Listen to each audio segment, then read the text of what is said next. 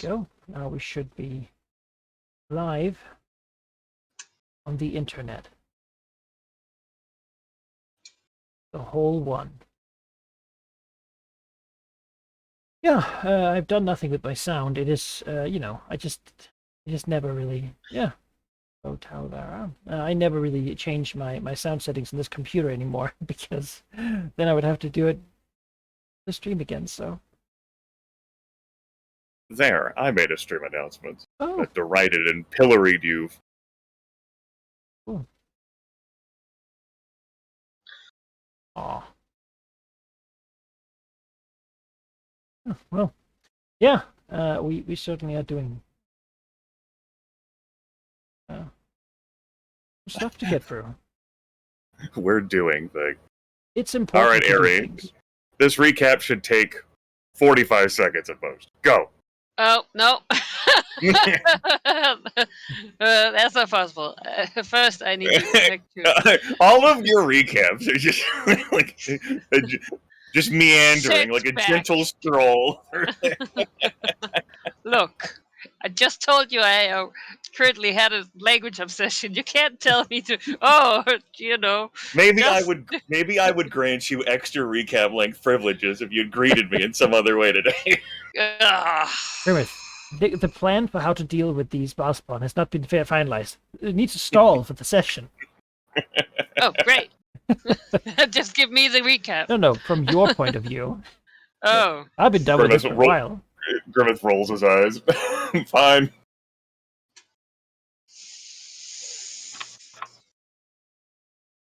Do you want a recap? Yes, please. Okay. Get your coffee. No. All right. Last time on the Dreads of the Dragon Coast. The Green Dragon, Mr. Leaderfear, after many years, finally talked with one Summerspaw. What's his name? His first name? I could not remember for Mr. the life of me. I was like, Summerspaw. Senor Summerspaw. Well, Norlos that's is it. his name. Yeah, good start to the recap. Already derailed yourself. Norloff. I'll write that in. Who, through all these years, has remained in his vigil to protect the Amulet of Hope that was taken from the Sphinxes and put in the Temple of Malar for many years ago. In this conversation, Emmy revealed a bit of a plight, that she had to win over the corrupted avatar of Nobanian to gain her freedom, and how she had hoped that others, perhaps the Chosen of Sylvanas, for instance, would have helped in this effort, and how she could no longer wait for people to revive. Perhaps most surprisingly, at least to me, she went on to give the Amulet of Hope to Summerspaw, so that there be another strong predator, so that the strongest may rule. Then she finalized the ritual to move an earth mote from the west of the Giant Spire Mountains to crash it into her old lair. And all the locals in the area trembled as the mighty Brass Prince himself slowly moved the giant earth mote towards his target. And thus, yet again, a giant projectile fell upon the steps to the east of the mountains, smashing into the lair and destroying it and most of the minions that the Avatar had made there. The battle began, and yet again, Amy cemented herself as a weapon of the world against the Aberrants, defying attack after attack made by the mighty beast. She stood victorious, and Summerpaw, with his gathered allies, arrived to a scene of a battle that was really already over. Yeah. He was really not much help. He tried to use the amulet on the Avatar. It was somewhat healed, still in a slumber, and it still has plague scars. He proclaimed to have allies who could help the beast, and asked that it was kept secret what had happened here. After all, many deities are currently looking to gather power, and Nobanian is not really in a state to resist much at the moment. Vesicatrix, on her part, set out on her long journey to Baldur's Gate, hoping to seize not one but two sparks of Baal. And with her she brought Cassell, the vampire, and Mystic Burr, the bugbear. And pretty much just scooted through to over there. There she met with Senestin, who told her really not anything useful she did not already know. And that's it. Sorry, but that's the truth. All right. Yeah, and last we heard from Vesicatrix decided to simply stay in Baldur's Gate or outside of the werewolves. I'm just waiting until next year to be ready and well fortified and well positioned to act once one sort of a plot, one sort of a Baal plot is into effect. Yes, that's it this year. Well, yes, but first we have 2 empty goal slots. Currently we have 2 goals: claim the essence of Baal and remove the Netherese influence from Sembia. Both are hard goals. Meaning that each of you potential. I ain't feeling mine. I don't see getting around to that. Whatever I put in this session, I'm good. Same. All right. Yeah, we'll leave them. I considered putting in the portal one, but I'm like, yeah, I don't have time for that right now. Yeah. So Yeah. that'll be another hard one. So no reason to.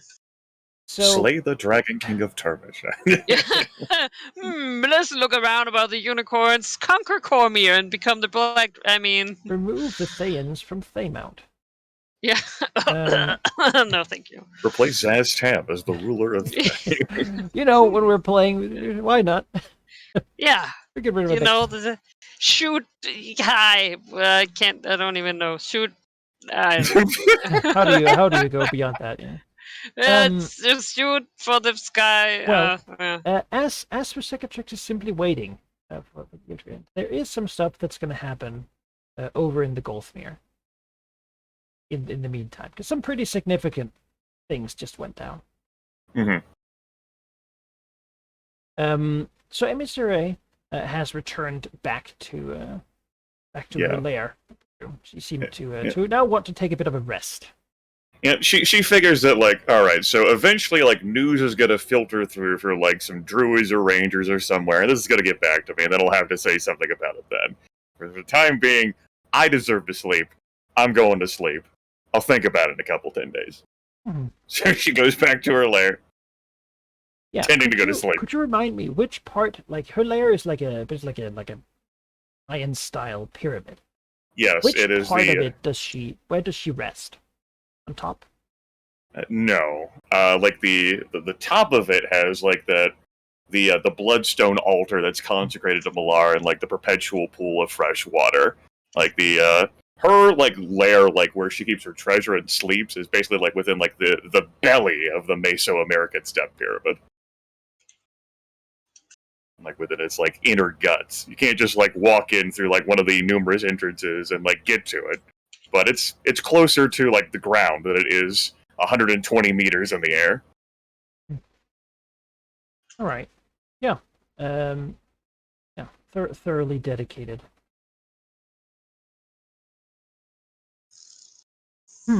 Let's see. How would that manifest? Well, usually Malorites would be about. It's their place, and the followers of Myliki have been gently nudged off to Cormier. Mm-hmm. So it is perhaps with the sound of a hunting horn that she, perhaps even just a couple days later, right? She's taken her long rest, sort of. Mm-hmm. Will hear the sound of a cold hunting horn, which brings her, perhaps a chilling glimpse back to when she. Yeah, I remember MF Foamred. Yes. It is exactly like that one. For like both eyes instantly snap open.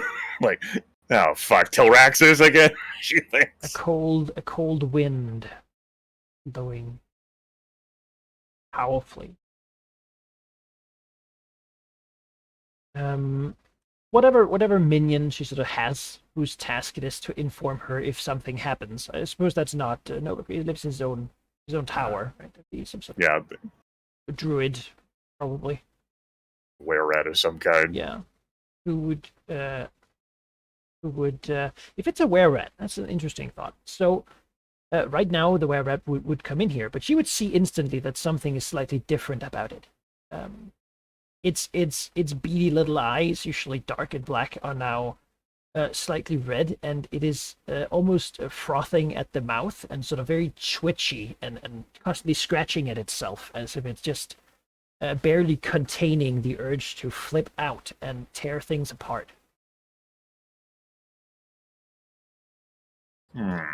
And looking at others of her Malorite minions, that seems to be a theme.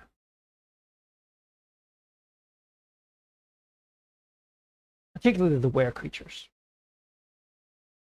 Okay. Well, that means our religious theory is not dense, just slow sometimes. You know, can look at that, reflect back, what have I done in the last few days that might, like, connect to anything related to Malar? Oh, I know, the fight with Nobanian, yeah. Yeah. Okay. The were rat doesn't even have to deliver much of a message before, she heard the horn, she's awake, were rat comes in, she analyzes that, she stands up, and, she tenses up, she prepares to fly outside. Probably go up to the top of the pyramid first. Yeah, easily. As she gets outside, she will see standing on top by the blood altar is a tall figure wearing sort of skins and particularly bones and teeth of various beasts. It is very tall. It is a large creature, so but humanoid shaped, right? So yeah, tall like a giant would be. Its head is that of a sort of a deer with red eyes. Upon its back, it has a hurricane bow, a massive hurricane bow. She remembers those perhaps as well, and their power to dominate the air and prevent flight. And of course, you can see it's sort of bent back, goat-like legs. Around it is a continuous sort of whirl of leaves and strong winds. And her minions seem to look upon it as it stands there silhouetted atop the pyramid with awe, but also looking at each other as if looking and inspecting one another as to who would be the weakest among them, who could be torn apart. Their semblance of order and working together basically is fraying as this creature is near them. Okay. Exudes an aura of, it's not so much like discontent so much as looking for weaknesses in each other to exploit. Alright. Yeah. Means our leaders here will they just file it away as like a datum in the back of the mind. I don't think she can spare any focus for anything other than what the hell is standing at the top of this pyramid? And she flies up. Slowly. Yeah. I think I could make you do a religion check, but given that you have been somewhat of at the core of the Malorites in the region, I don't think it's going to really require one. This is an avatar of Malar. I've rarely seen one in this region. Malar's avatar in this region is usually the Stalker, which is sort of his primary avatar, really. A sort of large, almost like a mix between a cat and a monkey, covered in blood that creeps up and rips things apart. This one would be Hearn, the hunter and lord of the Great Hunt, a fey deity once conquered and defeated by Malar, and enforced to be one of Malar's hunting hounds, or avatar. Okay. As you've met another creature that tried to Yeah, alienate yeah, once upon a this seems time. familiar. Yeah. Almost as if those creatures have a bit of a connection, to the Lord of the Hunt. There's the like a brief thought in my mind of like, I wonder if Millar's doing this intentionally. That no. It might also be that this is probably the only one of Millar's avatars that can speak. That probably helps. Or do anything really, except for tearing things apart. Just for murder, yes. It's the sliver. Many messages can be sent with death, but some of them. I mean, hey, we're Cicatrix subscribed to that, dude. Somewhere, Cicatrix nods sagely. She doesn't know why, but it just feels right. Yeah, Hearn will look upon. How does Emissary approach? Stands. It is the flight up is her being slow because she is cautious. This isn't like beholding this entity standing on top of the temple, then identifying it as an avatar of Millar, takes away like the need for her to like fight and defend immediately. It's with great caution and respect. She's not subservient. She's fought many powerful things, but deity shit is still more powerful than her. Like, she recognizes pecking order, right? Like, I do not have divine essence within me. Yeah. And that's the attitude. She's not cowardly in this. She figured that something would be coming in response. Mm-hmm. And when she does land up there at the top, it's still with the same caution and respect. But she is also the dragon who told Millar to go fuck himself if he didn't want to, like, fight for her soul, right? Mm-hmm. So, you're here now. Yeah. Hearn looks down upon Emissary. Being tall as he is, the creature's almost intense and sort of unnatural gaze is sort of you would find at something powerfully fey, right? Sort of looks upon. Then the big creature gives a sort of nod of its head, respectful. Not a bow, but sort of approaching it.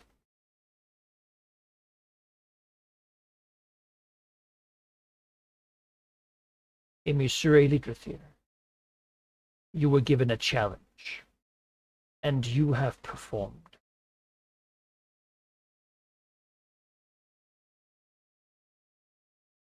Remains of our hound are yours to keep. Yet, there is more the Lord of the Hunt would offer you. Where one hound was lost to your skill, Millar looks for another.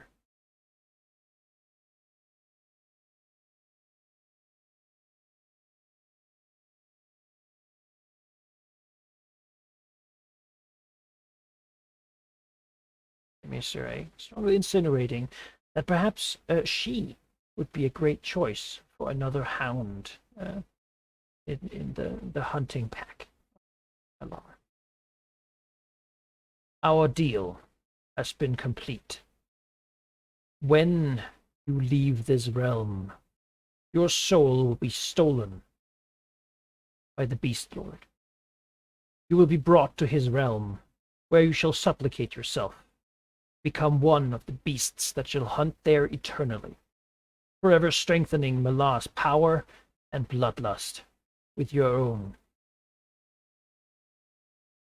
The Hells will fight us, but there is a price in blood even they will not pay.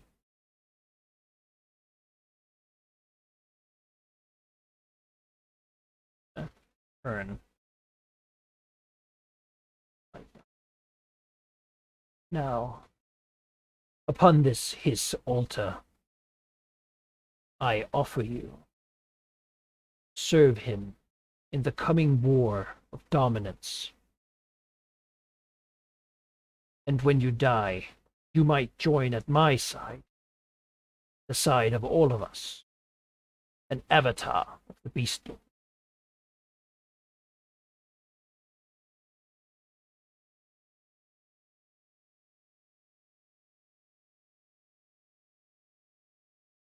green dragon. Narrows her eyes, does not close her eyes, does not turn her back on her. Narrows her eyes thoughtfully. Hunter, tell me war. Tell me more of this upcoming war for domination. He spreads a hand out over the altar, and from it begins dripping fresh blood. Just sort of out of the ether, really. Running down it. You can see the blood beginning to run from his lips as well, running down his chin, dripping onto the ground. And then with the other hand, he gestures out across the sea. To the north, at this moment, a great wildfire spreads. From the Orc Lord, as Talos ripped himself free. The Deities of Fury will once more unite, and when they do, those who were oppressed, those who were shackled, will be free once more. The world will be transformed in blood and terror and destruction. All shall fear, the weak shall die, and those who can survive a world without rest will be truly strengthened. So, context. The deities of Fury have typically been Malar, the Beast Lord, Talos, the Lord of Wildfires, Thunderstorms, and Destruction, and Umberlee, who also claims to be the Lady of, Storms, but on the sea, primarily. Yeah. Chaotic evil, deities whose goal has been mostly to destroy everything. Some would say that there is an argument to be made, given that they force people to defend what they care about, thereby strengthening them, but for the most people, it just seems like they fulfill their duty.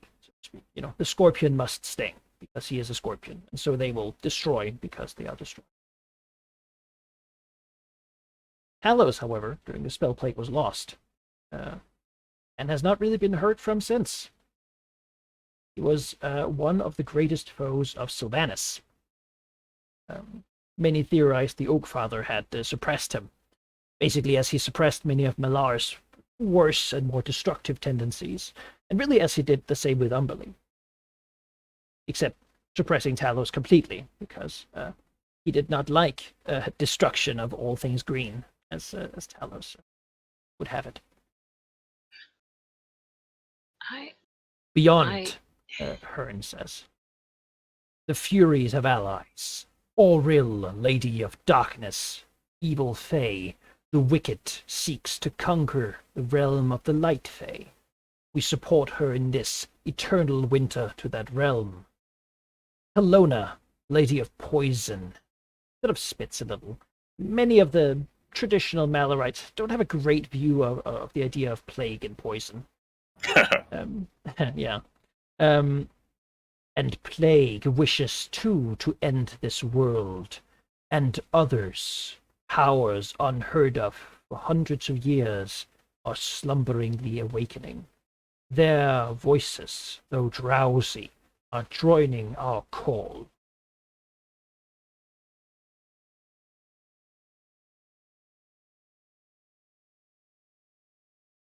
The peaceful years, the peaceful century, they will call the spell-plagued time.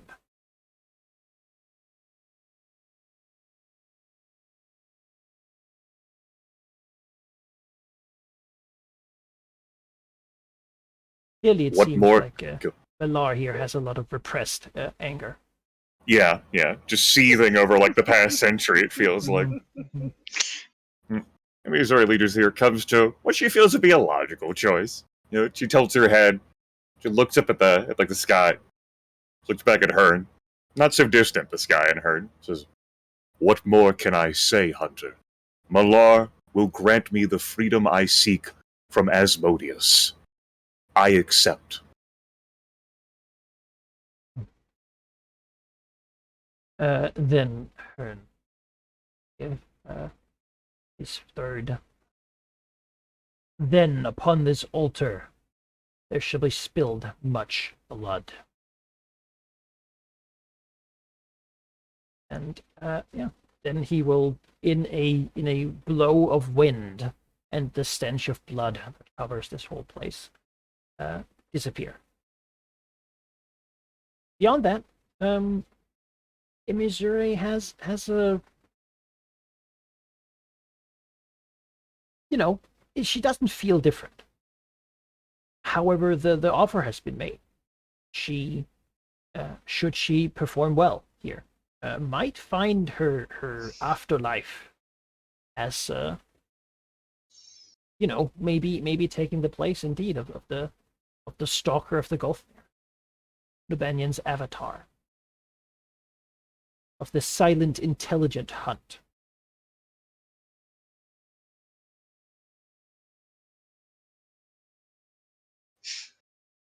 At least that's their offer. That's Yeah. pretty cool. You know, But it was just like a world without rest, and I thought of Emmy. I was like, if their allegiance here just like remains up there for some time, like just not staring at like the absence of Hearn the Hunter, but like looks at the altar and, as far as like offers that have been made to her go, it's been pretty fucking legit offer. There's no other gods off currently like pitching this kind of offer at her. Mm-hmm. She challenged Malar. Malar challenged her back. She won. And now Malar's like, we could go a step further. And his early is like, yeah, we could go a step further. Because sure, I could just be a beast in Malar's realm once I die.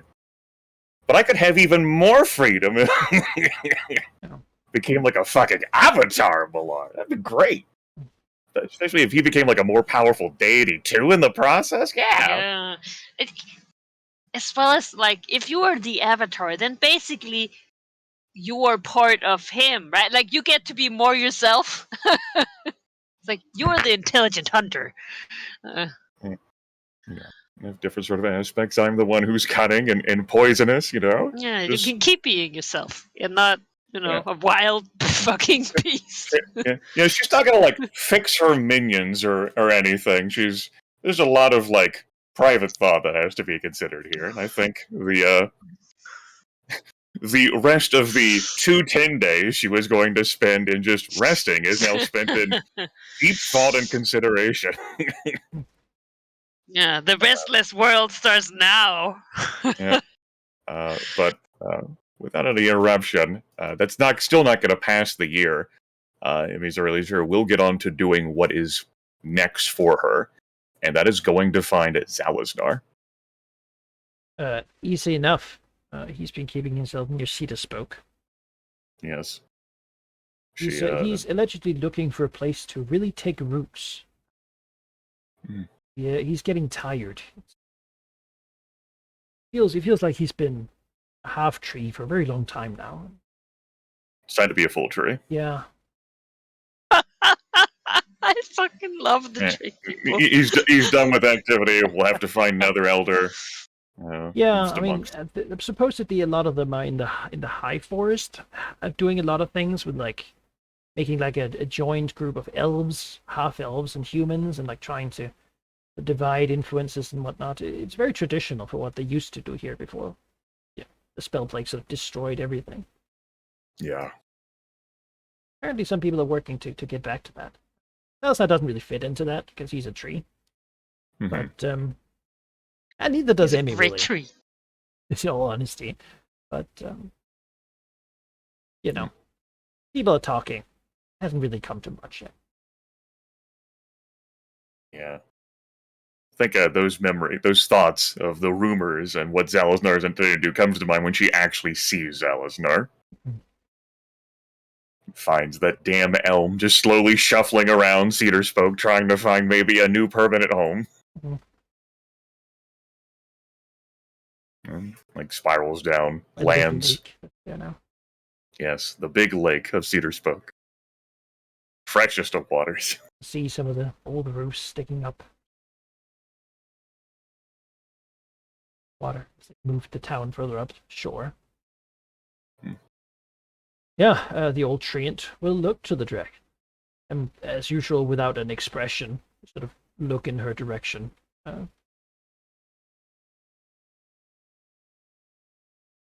Zalaznar, are you well? He is about to answer, then he sort of turns his head up into the air, feeling the sort of a little bit of wind rustling his leaves, and he looks down at his body covered in the long red thorns. Okay. No, I am not. Trouble.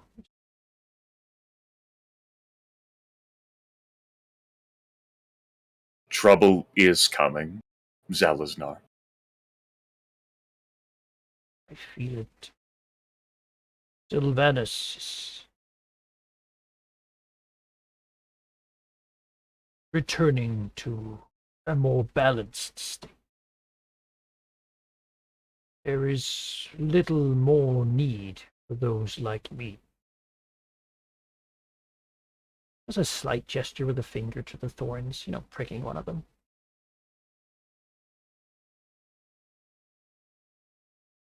Look at what we, meaning, the Enclave, has accomplished through your efforts. How could you say there is not a need for you, Zalaznar?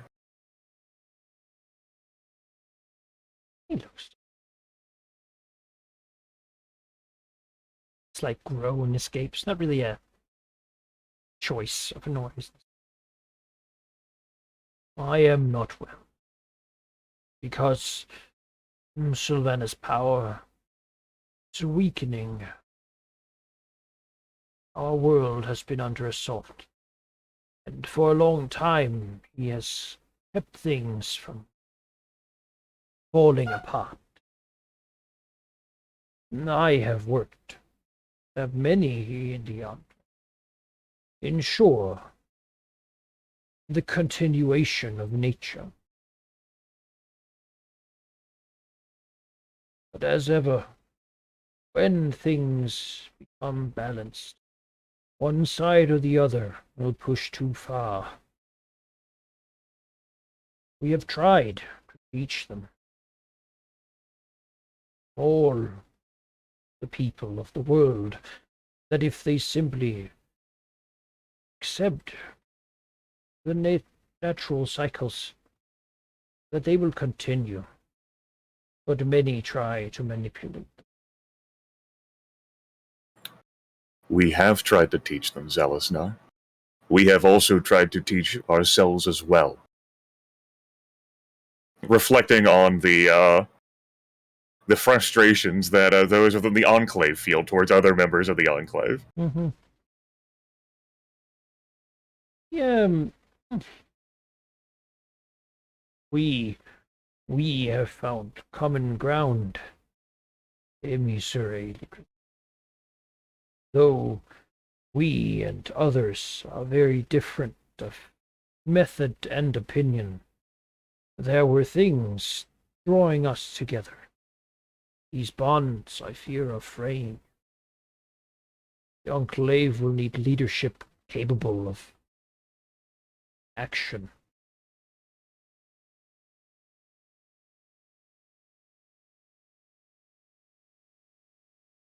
They will, Zalaznar. They will. Looking upon Zalaznar and affirming in her mind that he doesn't see himself as part of that moving forward. He certainly is pushing himself out to the sideline. Yeah. You take him over a consultory role. Yeah. Why did you come? You rarely do visits of courtesy. I do not do rare visits of courtesy. Do visits of courtesy often, yes. But if you are looking for a different role, then I would not wish to saddle you with the words I would say. Instead, I would ask how I could help you find what it is you're seeking in this life. We have done good work together. I would like it if you could find what it is you're looking for. Good earth. and peace. But first, I must have the blessing, the Oak Father. My work is not quite done. But when his chosen comes, I will then. He's late. As looking out over the, towards the west. He was meant to be here a year ago. The Archdruid of Myliki has devoted himself to escorting Sylvanus' chosen. Yet I too confess, I expected them both here sooner. Cold winds blow in the north. Perhaps they have not been able to fly or come here unharassed. Many would seek the Oak Father's power, for he is not one to often fight back. Nature recoils and then recovers. Time. And yet, powers once submerged, once defeated, are finding ways to use his weakened state. I fear, much like myself, the Oak Father grows weary. Could only wish that I was the one who would be his champion.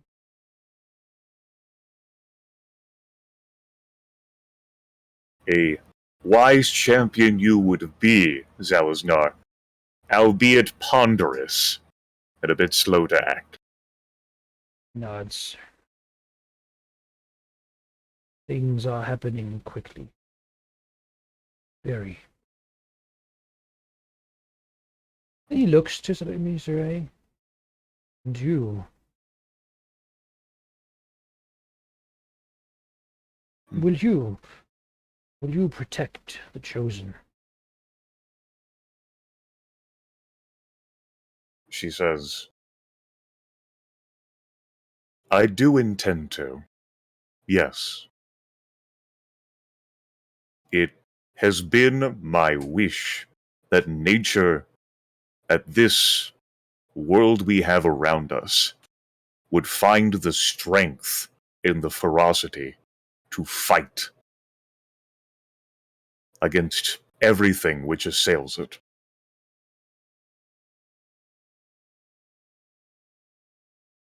I would look to foster that within Sylvanus' chosen, should he grace us with his presence. Once. If a tree could look a bit worried, he would. That's fair. She says, it is matters of the gods which did bring me here, Zalaznar. I have spoken to no one of this. I find it imperative that you know this. The Paladin of Nobanian, Norlaw Summerspaw, dwelled within my service to guard the Pendant of Hope I retrieved and brought back and kept in safekeeping until Sylvanus' chosen could arrive and hopefully, or Nobanian's chosen, and purge Nobanian of the corruption which plagues him. Earlier this year, I made a decision I could not wait any longer. Norlaw Summerspaw now bears that Pendant of Hope, and I, answering a challenge from Malar, ventured to a hill I once called my lair and defeated him. He is no longer in that region. What is now there is, She grins, thinking back at the destruction. No longer a holy space for Malar or Nobanian. Norlos partly healed Nobanian, but the spell scars remain. He has found what Wemmicks and other loyal servitors in Nobanion he could, and ventured to the south, seeking Nobanion's chosen, seeking a way to cure his god. I have permitted this to occur.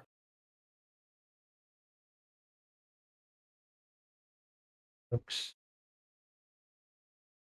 gods. This is good. The two are needed to keep one another in check.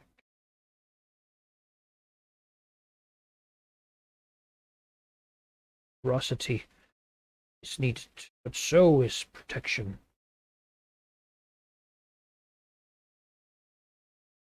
Needless destruction only diminishes survivability of the whole. You have done well, Emisur. It is my hope the ferocity of both Malar and, should Norlaw succeed, a rejuvenated Nobanion could inspire Sylvanas and inspire nature to keep fighting for itself. The Abelethic sovereignty is gone from this region, yet still lurks around Faerun. And to the north, Shar and the Netheril Empire still reign.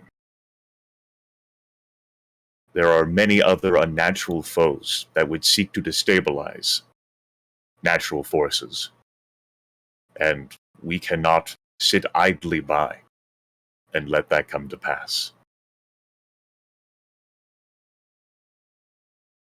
Nods.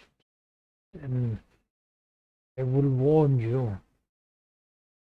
When the spell plague hit, you know the tale of the lion god of Nobanion. How he threw himself in the way of the flames, keep his people safe. Yes. It was much the same with our lord Sylvanas.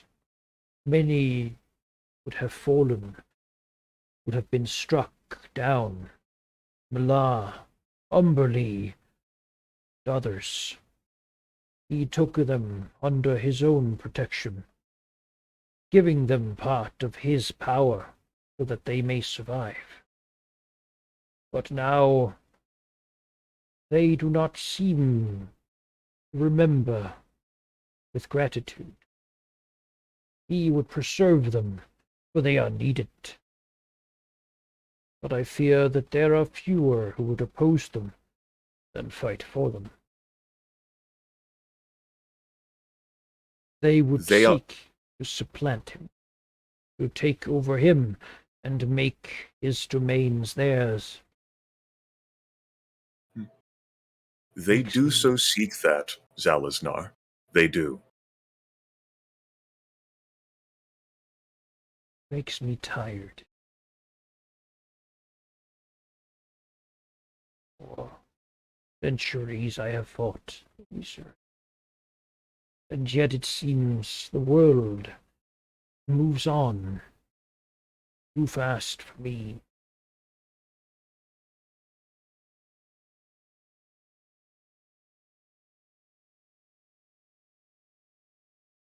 I hope Sylvanas' chosen does come soon. Not just for the sake of this region, but for yours as well. Tree gives an appreciative sort of gesture. It's a big tree head. Not really sure, eh? It does seem like it has come to like the Green Dragon's company somewhat. Probably something she doesn't find happening too often, but she does humor him more than most. And she speaks frankly, which is something he doesn't get a lot of. She does. The Green Dragon and its blunt honesty, as everyone does. I've been too critical. No. She feels towards Zalaznar in similar ways that she feels towards Amrath. Just gonna say, I'm feeling sad now. Not sad, but if, it's understandable. Like, this predator, like, no longer wishes to fight. Cool. Let's make it so that he doesn't have to fight anymore. Someone else can take the place. Doesn't have to be someone who just, like, wants to solidify and be a full tree. Yeah. Yeah. But I like him. Sylvanas cool. has never really been that much of a fan of consciousness as a concept. Mm-hmm. Yeah, well, that's Right. understandable. And as for the fight that's coming, she won't share her full thoughts with Zalsnar, but as far as she considers, if Sylvanas is strong enough to ward it off, then that's how it goes, and if he's not, then that's also how it goes. Mm-hmm. Yeah, the dichotomy, though, as it's made out to her, like the two sides of this coming conflict, is sort of very clear to her because he was told directly. Though as she looks upon the Enclave, she can certainly see it, right? It's been seething for a while. The Myeliki followers and the Malorites have sort of been at each other's throats for a long time. There's been the chafing, the bits, but it seems like the gods have made their own deals and divided up into old alliances. Ready to begin again upon what they used to do. Like old times. Yeah, the good, band's like good back old together. times. This time it'll be different. Yes. Yeah. This time we will win. It means Zora Legifera, in her 10 days of contemplation, has been able to look forward to a wall of Sylvanas does fall, but then the old alliance schisms because people then squabble over, who does take the place of Sylvanas. Yeah, who gets the spoils. Is how it happened last time. It is well remembered last time that this happened, that they were stronger. And we're destroying everything. We're turning the world into an apocalyptic wasteland.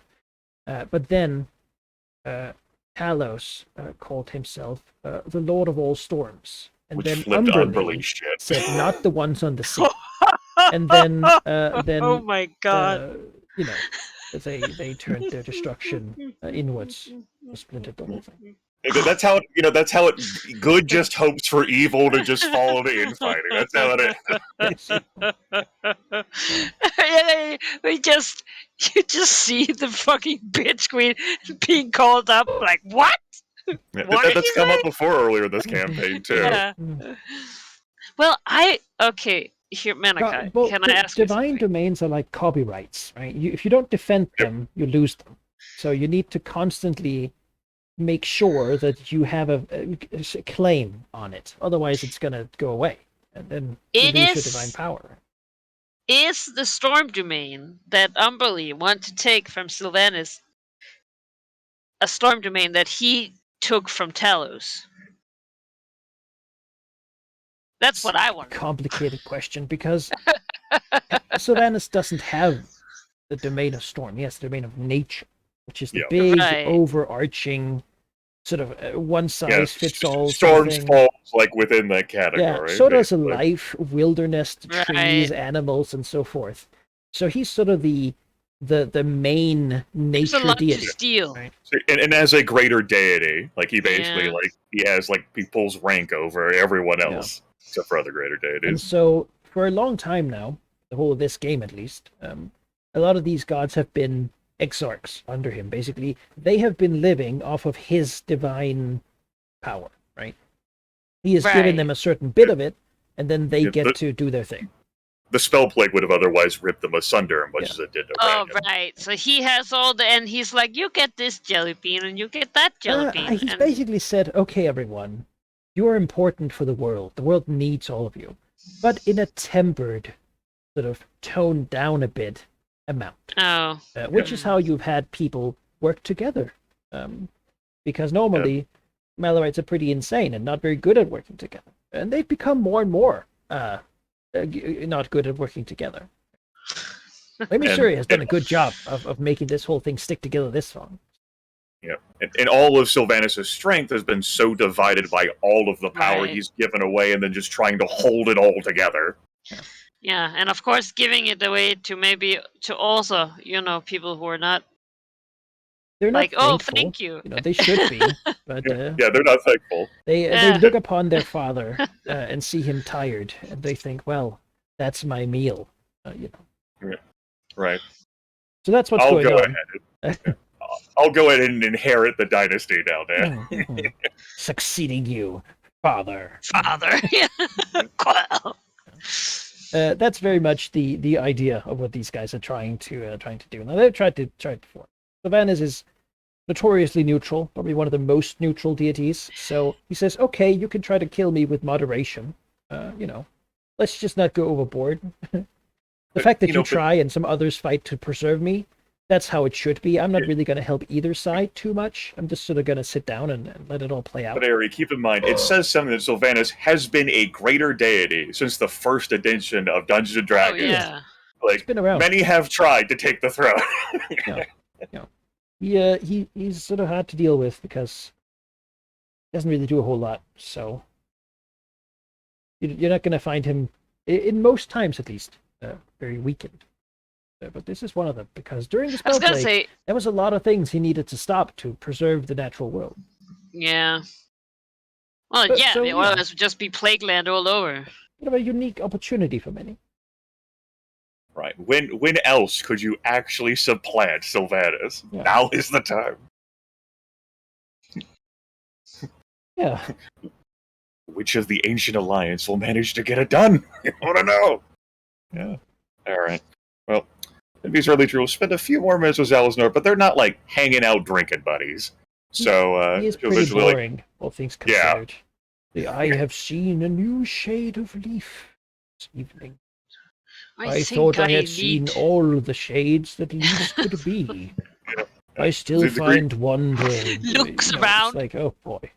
It's winter. It's all fucking brown. Yeah. But how it works is like, if he's really true, is really the best counterpart for her because she just thinks back to her dear old Bone Devil dad and all the stories he used to tell. She's great at laying down and listening to the stories.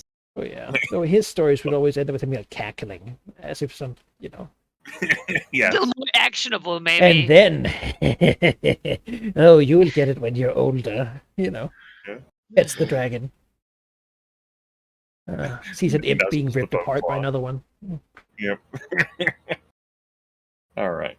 As for actions that I might take the rest of this year, unless I'm interrupted, gonna say no. A considerable amount of energy has been sent towards Cormyr. Envy's early theory is not like the only other thing she's had the Emerald Enclave do is just slowly like cover this land westward, and that's it. She's not changing those directives. She nothing's pushing her to act, and she's free. Damn it. Mm-hmm. She can die and not go to hell. Yeah, there's a lot to celebrate. That has been hanging over her like this entire time, and now now if Tilraxos goes, or Veristrix goes, or Valignith goes, or Resicatrix goes, she doesn't have to immediately panic. She just has to take Malar's word. Yeah. She tries not to think about that. The gardener will seek her out though a few days later. That this happened, and basically request. He heard there's a pretty cool crater, and he'd like to go. And he's never really worked on that. And he's looking for a new challenge. Go make that into some sort of mushroom kingdom or something. Absolutely, back to like the Wormhill. Yeah, you know what? She'll take him there herself. Wonderful. He'll go there, and soon the place will be covered in locust swarms, as his preferred method of terraforming. Because this is a place now where there's a big enough hole that can sort of mix the biomes of the Underdark and the surface. I mean, how cool is that, right? Yeah. So he'll begin making some sort of adventure location. Yeah. They've been together for a century. She got him because he was interested in doing new stuff. And as soon as he brings it up, she knows, like, he wants to do new stuff. Like, I wouldn't say no to him for that. I mean, it's not like he's leaving the thing, right? Influence is spreading. Seems like there should be a place there. Absolutely. He's gonna go do it. I love that we have like the evil killer forest, and then now locust swarms, and the plague land, like fucking destructed land. And yeah, we're terraforming. That's He's in the time since he fell under my protection, basically, he's had like an entire century to keep honing his craft. Like, just imagine like how great he is at this now. Oh yeah. Basically the locusts break down anything made of any organic matter, and then he uses it to fertilize while he decides sort of what he wants where. He's called a gardener for a reason. He sort of is very micromanaging in this stuff. Yeah. Well, I mean, well, I'm no. sure that my hags would like some mushrooms or something for their All right. meals. If there's nothing else, though, Mary can stop champing at the bit and roll around the neck. Yeah. No, I'm having a And, great time. But I am sad. I legitimately was like, oh no, Sal's not you two. You can't leave. it's part of being a dragon to see your No, non-undead, I hate this. non-aberrant minions slowly fall away. It, Hmm. Well, all right. I take what I said back earlier. I don't enjoy being a dragon. One other note thing. Probably like, this is probably like the first time like Ivy's early cheers bothered to pay attention to the Ring of the Protector. At this point, she hasn't given any thought to Recicatrix at all. And even though like Recicatrix left a message with the druid, it's not like the druid relayed the fucking message. And she's like, No, it's a wait, druid of how Malonga. fucking far away is Recicatrix? that's pretty far. Oh. Mm, Current emotional state, tense and waiting to murder. Okay, yeah. All right. yeah, really so not that. at least it's fine. Checks back the next day. No, she really is that far, huh? Yeah, she shakes it. Is it the truth? Inquires with like her minions in Westgate. Like, oh, she's in Baldur's Gate. Oh, Yeah, maybe she'll get another talk with Gethra, because he is definitely one in charge right now. yeah. It just sends out feelers. Basically, just gets a confirmation of like, oh, by the way, where is your mistress? If you had to take a guess, Baldur's Gate. Okay, yeah, I've heard of that city. Yeah, okay. I feel like place. Gethra wouldn't even know. He's just like struck, gone. Yeah. Not He here. wouldn't. Couldn't be eating any better than I am. Okay. Yeah, He one of doesn't- the lieutenant, actual people with Gethra. I think he's like, yeah, she probably told him, but that's. Well, other He was people eating. besides the Duke Yeah. handle like day-to-day business. Yeah, Duke. He's all that's needed, really. All right. Now we're done.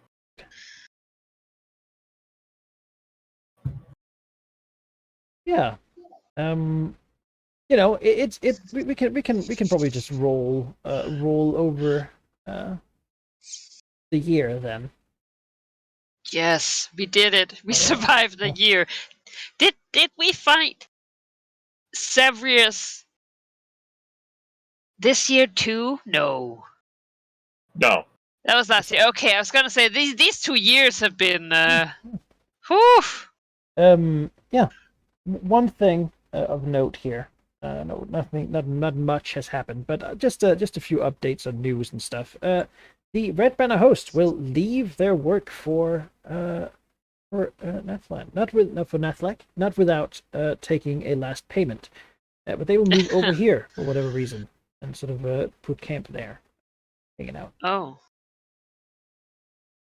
In the north, the adventure die will not be rolled this year, because all the available adventurers are in Cormier or in Sembia, where a sort of shadow war, proxy war has begun in the borderlands, many keeps being raided, princes and such being rescued or captured by one side or the other, as they clearly begin to gear up for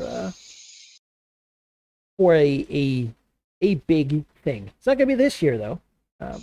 This year, though, I've made some rolls and seen that Cormier is coming out ahead in this war prep to the point that the Netheril Empire itself has to put its head down here, or some Sembian border fortresses might begin to fall ahead of schedule. Turns out there's a lot of adventurers going on here, and Cormier does have some outside aid as well that has been swinging the balance somewhat in their favor. Beyond that, a bunch of dragons recently stopped harassing them, which is very nice. I know. Things are turning up. You're welcome. Here at first, though. The Netheril Empire has sort of been trying to put the boot in to stop things from going completely out of the way. Right. To the north, indeed, in the High Forest, word is of a lot of large storms. Also, firestorms in the Evermoors, as the orcs that have been harassing the orcs of the Many Arrow Mountains that have been fighting a war with the northern dwarves, seem to have gone somewhat into a bit of a civil war of destruction. They rampage and tear themselves apart. The orcs, the dwarves are somewhat confused, but don't question it too hard. In Kalimshan, the south of Amn, another set of storms have been ravaging and tearing free many of the genie lords that are bound to the land there. They have begun to wreak havoc across the Kalim Desert and Kalimport. In the name of the Storm Lord Talos, beginning to wreak destruction wherever they can. So they have been enslaved there for a very long time. People don't really want to send help to Kalimshan because, shouldn't have enslaved the genies in the first. I was gonna say because they're slavers and bad people. Yeah, Yeah. It makes them not too sympathetic. You also feel like they have a lot more to deal with, like Netheril and such. So Yeah, they have crazy people knocking on their door. Earthquakes have been rolling across the continent of Chult to the south. Many of the lakes and islands have begun shaking, and rifts have opened some places in the land. Not that anyone really pays a lot of attention to Chult. It's just, imported wares in are a little more expensive because some areas have been flooded and others have been like crashed. That said, Amn is already raising land claims for potentially for areas that might potentially be, made available in the future. You can now buy your own piece of Cholton seafloor, which may or may not become available at some point. Business is booming. Yeah. Oh yeah, right. Imagine all the nice dirt you'll find. Actually, just Salasna was gonna go talk to Missouri, but she talked to him first, so that's sort of done. And in other news, a rotting man in a filthy robe comes to ask at the Temple of Malar if he might see the gift of Talona that is within, because he wishes to be devoured by its mighty power. I'm sorry, I'm imagining like whoever receives this applicant. Like the what? So I gotta imagine anyone who sees like some rotting man come for the Grand Temple is gonna try and kill him and eat him. I would hope so. They would get close and then be like, never mind. It's that bad. Is like double leprosy levels of rotting, to the point where you can smell him before you can see him, right? Of the putridness, sort of a think like a Nurgle thing. Okay. All right. I guess that one gets kicked up the food chain. If he's really just here, like I don't get enough paid enough for this. Like when referred to like this, like and asking how is it that this like rotting individual has made it so far, and hearing the replies, "We'll fly out of the temple," does not want the rotting man to go greet this individual. Yeah, he is wearing filthy rags. Looks like someone who was buried alive for like a couple of weeks, maybe. A body that is sagging and bloated, much like a corpse. You'd almost mistake him for an undead creature, given the amount of damage done to him. Torn pits away by rot and visible sort of mold covering much of his exposed flesh. That is otherwise lumpy and sort of half liquid. The only thing that doesn't seem much rotted is his hands, which upon them have long claws, rather than human hands. Those of like a badger or some sort of digging animal, except that under them they're sort of covered with again like a blackish mold growing on them. Is this some kind of trick she thinks to herself? Is this some sort? Is like a god playing a joke on me? Is this some like avatar of like Talona? Like, does she want it back? Like, this is her way of asking. I'll try a religion check here. Yeah, do it. An easy check. 30. 30 is pretty good. Yeah. This is not Talona, or a thing, part of Talona. In fact, it is not a servant of any living deity. That said, there once was a creature in this very region which employed green dragons from this forest, or rather enforced their power upon them. A creature called the Clawed God, or the Rotting God, or the Molding One. A remnant of a Netherese deity from the ancient Netheril Empire, which has haunted them for a long time before it vanished. Somewhat of a wicked, corrupting thing. Perhaps this is one of these things that Millar spoke of as hearing the call and trying to answer.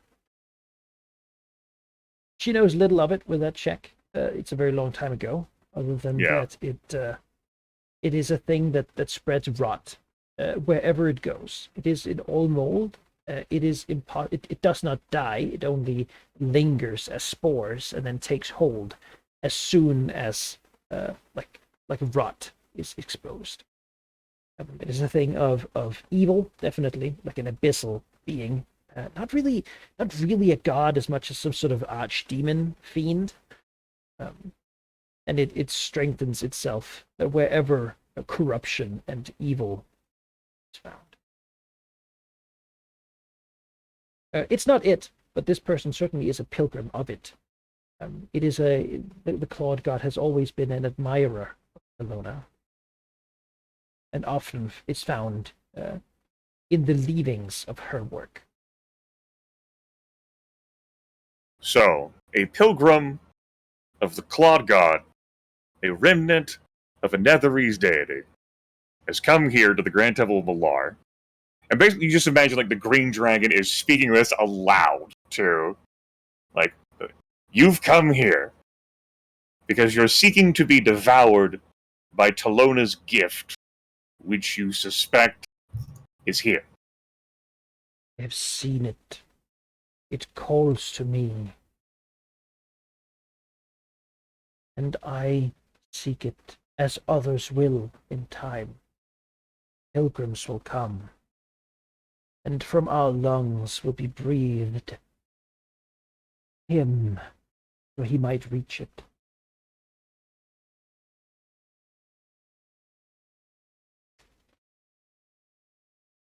Him? Your god? The only true power is reaching. Gestures out, and you can see that his hands, the long clawed hands, have like mouths in the palm that sort of seem to slowly mumble the same words that he speaks with his own sort of broken, rotted lips. The Green Dragon, like, rotates to look back at the Grand Temple, rotates back to look at the pilgrim. The only true power in this region.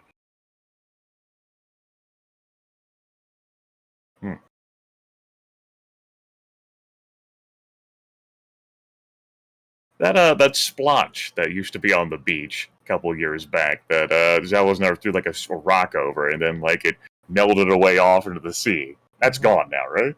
Yeah, it hasn't been seen since. Yeah, okay.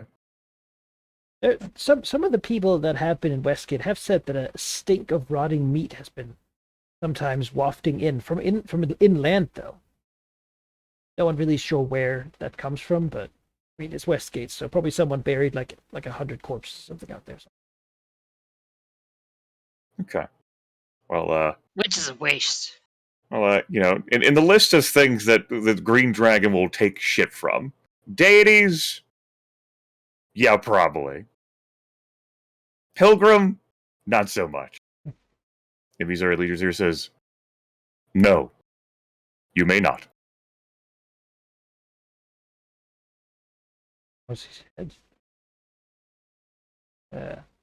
Much as can thing. Then I will wait.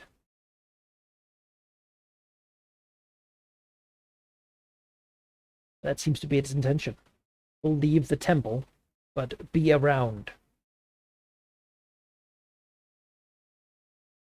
Miserly just here nods and takes it in stride, figuring to herself, yeah, sure, okay. It'll die, surely. Something will slay it. Probably not eat it, but something's gonna kill it. And then go back to whatever. Yeah. As long as like 1,000 don't show up on them, probably fine. Yeah. Yeah. Like she goes back indoors. She goes to the glass case that's been relocated to her lair that has the Tome of the Dragon and that little tiny glass vial in it. Yeah. She squints the glass vial, and she thinks to herself, what if I just threw this in a portal somewhere? Just like... Yeah. The stuff inside still sort of twists and moves, pushing itself up against the glass to reach anything that comes. Yeah. What? Listen to this. What if we go into the portal that I have built in the other dimension? Yeah. It's another plane. Throw the bottle in, close the door, and never look back. Fucking Baylor shows up and you just like, throw it at it. I don't know what Cracks it. kind of weird magic core that Yaffle has built in there, but I just love the idea of like in reflex the Baylor cracks it open with the whip. Like, I will not be hit by your dumb shit, and then yeah. Then the plane is shut down forever, probably. Well, that might not help us either. Like, what if it just lingers in there? Yeah. Well, you might go to Malar's heaven. I, however, go to hell. So Yes, Malar's heaven. Yeah, you know, the eternal hunting. That's right. Should I? There's over. Yeah, that's easily like, what is this like puny like adventure tier creature? How dare like make a request of me? Right? It's like, all right, fucking sit down. It's probably like level 8 or something, right? You know, like a real scary thing. It's like those goddamn Shadowbot last time. As a matter of fact, that is gonna like spark a policing role of might and sovereignty. My leaky druids are still in Cormyr, but there's a lot of savage hunters around here who need to be like, you know, apparently like the fierceness and ferocity of nature need to be instilled in this region once more. So I'm gonna put the whip to them. These early leaders actually get out there and do this herself to inspire fear in these Malorite druids to get with a policing role. All right. All right, that'll be 9 dice. Double 10, double 5, triple 10, double 5. Yeah. It will not be over the year. Just skipping ahead for the year here, just to give you that information. It'll not be the only one. There are others who are really sick and have this sort of moldy plague. Though it doesn't it's not like a horde or anything. It's the occasional one. Probably maybe 4 over the whole year. Gotcha. Of these things that sort of seem shambling around. One would be like a shambling mound, but it's all just like fluffy mold growing on some sort of bony mass. It certainly stretches the line between like living plant matter and undead things. Okay. Like slugs and slime and that sort of thing. Yeah. What this thing is. That said, it seems also that Talona is once more, conversing with various druids, or the priests of Talona. Talking. All is expected. Missouri, let's be honest, knows what's going on, right? Though they're trying to keep it like tight-lipped. For the most part, no one's really openly talking about, civil warring, but hands are being shaken, and much as that possible for most of these things, but that's what's going on. Yeah. Plans and arrangements are being made over the course of the year. Like these, these early traders too important. Like she doesn't take shit from pilgrims. So if someone more important came to her about this, obviously it's Talona's gift. So if Avatar of Talona something showed, that'll be different. Avatar Talona might not need it, Yeah, that's true as well. Though, yes, it is certainly Salona's gift. And it's not the priestesses of Talona that come for it. It seems to be these things that have some fire in it. Then again, how did Talona make this thing? Who knows, right? Yeah. And the insistence that the only power in this region, the most powerful, is some sort of, like, remnant of a Netherese deity? Pass. Yeah. Well, How arrogance. dare. Arrogance Right. is typical in anything from that Ugh. era. Goddamn, stay in your lane. Stay dead. So I think, since, that was, like, sort of, like, spread over the year, I'll say spread out over the years, the Green Dragon's idea of, well, we're aiding our Winter Fae allies. What if I just send this poison to them? I mean, it specializes against aberrations, but then it could be out of my world and in the Feywild. Throw it into Problem the solved. Summer Fae court and see what happens to the season. She thinks to herself, imagine the favor I could get. I might get Tilraxos back. Wow. Yes. No, what I want, if that is done, I want Managa needs to switch to Trollvaxus. It's like perfect feudal, and when that happens, like, what the fuck? Oh. I'm not throwing it to the Winter Fae. He's with the Winter Fae, Oh. thoroughly doing important things for them.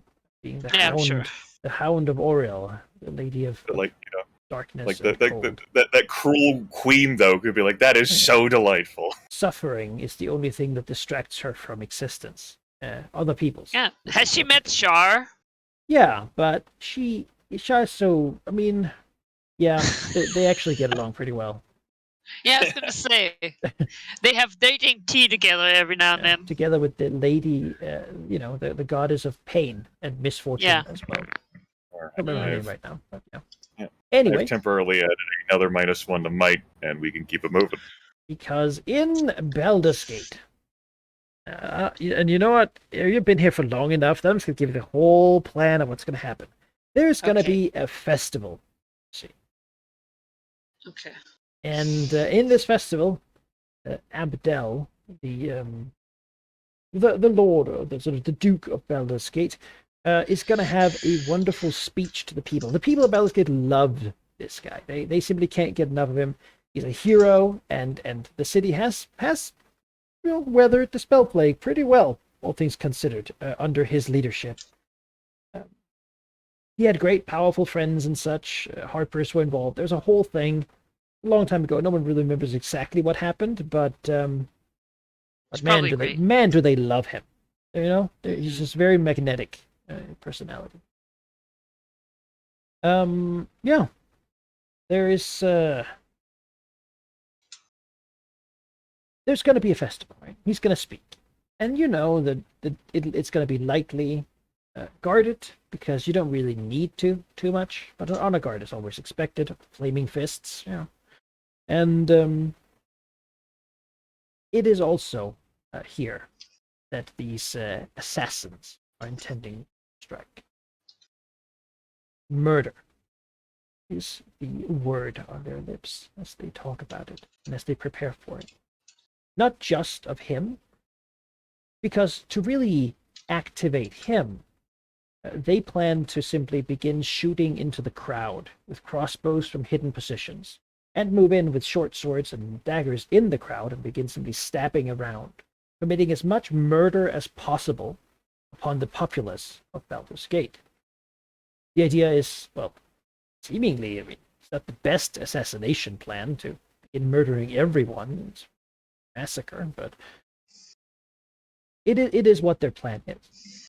They have people hidden, and let's imagine that some of these people have probably arrived here a little bit ahead, have some of them have been masquerading as merchants and whatnot. Trick's good enough to have known who some of these people are. The hope is to create panic, and then in that panic, bring their main assassin close enough to Abdel here to kill him. Beyond that, so it seems like the guy from yeah, Catla. exactly. It seems like they also know about these episodes he's been having, of sort of getting a little bit catatonic, looking out into nothingness, and they plan to do it during one of those. is this a day and night festival? Like, is outdoors thing? Does it like bleed outdoors and indoors as well? It's That an might matter outdoors for Gazelle. Okay, They have Baldur's Gate has a massive like a square basically where they do a lot of trading, and it's in that there's been like put up like a podium, like a big scene where he's gonna talk speech, and really the expectation here is that he might be talking of who should be his once he goes from this position, His right? heir. Yeah, who should be the next duke? Because right now there's several people who all kind of would like to be duke, like maybe like 6 of them, and a lot of them don't really like each other.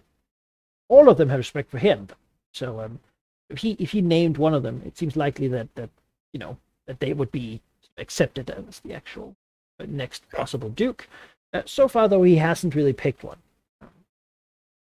Though he does dote on the sergeant of the Flaming Fists. One hasn't really been chosen, and so what are you gonna do, right?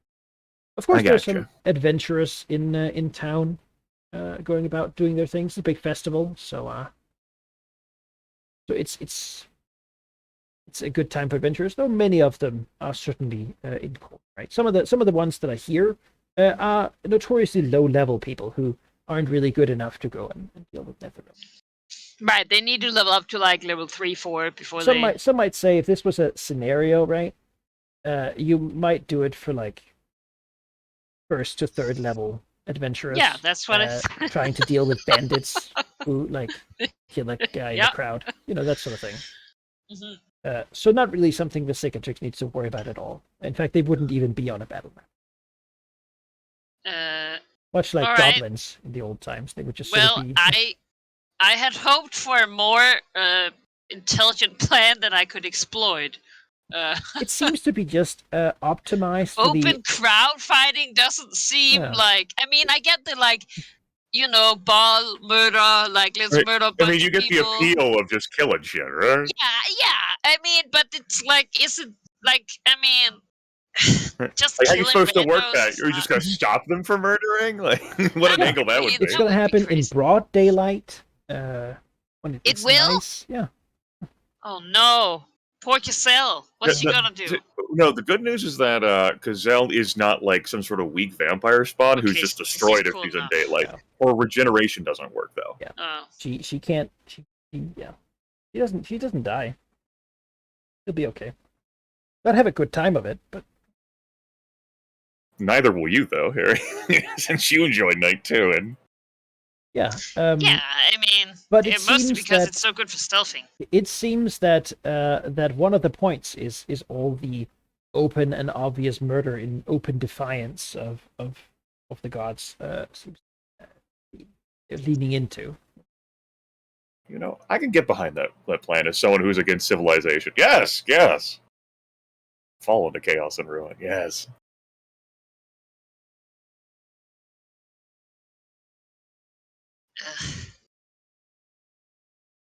All right. Made a map visible for you. What's the plan? Are you going to try and take action like before the speech to like find the assassins and deal with them? You got to wait until they take action and then come out. You got to let it go like flawlessly. Just, the whole thing, right, is that this guy's a hero. Yep. And if you go around killing epic heroes, then you're gonna have a lot of people knocking on your door. And that's not very nice. I was maybe hoping that it would be a more discreet place and not, in the middle of the fucking street where all the people are. Like, no, they wanna wake this up. Yeah, and I'm like, come on, man! Like, could be like you're this secretive assassin that doesn't want to be found. This is your goddamn plan. All right, well, that's. I mean. Well, it seems like the hope would be that that this guy, being a hero, will not be able to simply leave with all the civilians being murdered. So he'll have to take action. This way, you consider. Right. Yeah, that's good for him. Well, it's not. Well, I mean, you could just be the third party while he's distracted or doing whatever. That's when you swoop in as a, no, you're mine. The assassins are like, wait, what? Um, Well, that so was my plan, but It still could how be the your plan. fuck? How the fuck do I do that in a way that doesn't like tell a crowd of people, hey, I killed the fucking hero, Well, I mean, you're not going to kill him. You're taking him, right? Yeah, I mean, I don't think that matters to them. If a black dragon flies away with the hero, I think that It, you know, lawmakers may welcome any point. Who knows? Well, it's not like you spent the year like making inroads into Baldur's Gate law enforcement and like getting the political machinations on your side. Like, no matter how this was going to go, this is going to be you showing up as a dragon and doing shit, yeah, and can't then really. adventurers being flagged to come after you, so you can get more treasure. Funny how life works. yeah, as you can see on the Farming. map, we have a this is actually much smaller than the main Baldur's Gate sort of this is your party ground, but I think this is sufficient for our purposes. You can imagine it like 6 times bigger or something. This plaza, um, Right. but it's just booths, people, party tents, and whatnot, celebrations. There's a big statue of a guy with a hamster. There's a lot of things going on, and yeah, party music, bards are singing, and people are. It's a happy market day, and you have been here long enough that if you want a house somewhere nearby, you can have that. Like, you know, you tell me how this is gonna go. There's like a couple guards around the big platform where they're preparing for guy to speak. Of course, there's crowds everywhere. There's mostly here to stop people from like jumping up and like touching his feet and stuff like that, because they will if they can get Because away that's with creepy. Yeah. You got I Mystic agree. Fur in a cloak and robe to like blend in. it. Maybe sitting with a crystal ball in a booth. There you Yeah. go, I like that. I'll go put him in a booth. Give him Yes. some I taggy dangly see. jewelry, like those like just beads, just so many. It's like it looks like he's wearing armor. It's just necklaces of just beads and beads.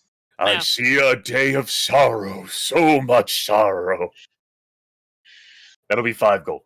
Yeah, yeah, making money.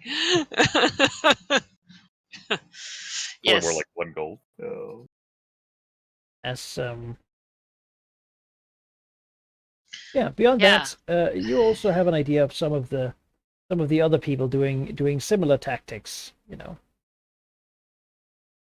Around lurking in the crowd.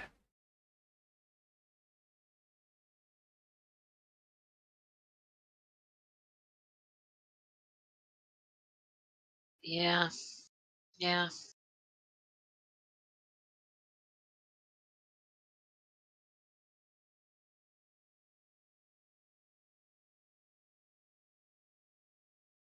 What we doing, Ari? It's what you came all the way over here for. Yes, I wish that I'd had this knowledge, beforehand, so that I could have prepared myself. Well, I mean, ostensibly you do. So if you want to take like a 10-day or whatever and say, "Fuck it, we ain't doing this at the festival." What their plan is just start murdering and then improvise. The weird thing is you don't know where this other guy is. He doesn't seem to be in town, even like up to the day. I'm sure he's not in town. But he will appear to try and kill this guy apparently. So That's the plan. yeah. So what preparation work would you even do, Ari? Yeah, I was again when I imagined this was gonna be, in a Right, smaller some sort of city. clandestine meeting at night in an alleyway or in like a tower somewhere where you could just Some just a smaller place than a giant fucking courtyard full of people. I would have set up some traps, but I don't think that is Well, I mean, you could still set up traps, right? very conducive. you know, a magically trapped like cart to just fucking explode. Yeah, if you want to make chaos, I mean, you have people here who could. If you want another black dragon to just go and like meld a bunch of people in a tent, that can happen. Right, you don't even have to be the only black dragon here. He does not want to fight a god spawn hero, but he will. I mean, absolutely make terrorize some random people. Yeah, or like some guards or whatnot. The guards that are on here, and these assassins you can see, are all minions to you. They're not epic tier people. They are simply like the elite veteran guard of the Flaming Fist. To you, they're minions, which means that there's like a bunch of other little guys around, but they don't matter. You know, they couldn't hit you, and you step on them as a free action to finish them. Most of these guys are mercenaries. You know, they are like level 3, and so who even could be bothered, right? Not you. Yeah, you know what?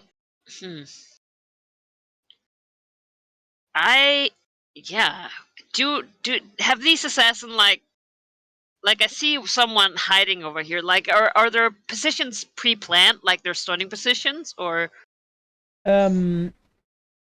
It's on roofs, basically, a lot of them, with hidden with crossbows, who will then begin shooting into the crowd, and then several in booths and just in the crowd in general, who will begin like stabbing and shanking and screaming that manner, and also just making panic, right?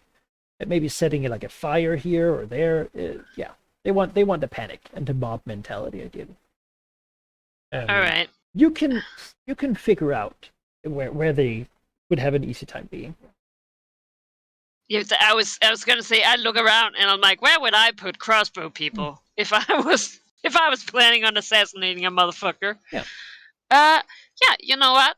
I would like to do some trapping of those roofs. I don't think that like they should have it quite as easily. All right. Or tell a black dragon to murder them. Like, that's not important to me. Yeah. Which it is. Sure. The risk, of course, being that the more you do here, the more chance that they notice that someone has been doing a thing. You know. Oh, that's true. Because if suddenly there's like bear traps up there, and they're like, "Who put bear traps on the roof that we were going to stay at?" Then seems a little weird. Then that might That's lead to a change of plan. But yeah, we can definitely do a roll for it, right? That would be your like stealth roll, I think, to hide something. What if I place the information within the loyal? Well, the loyal.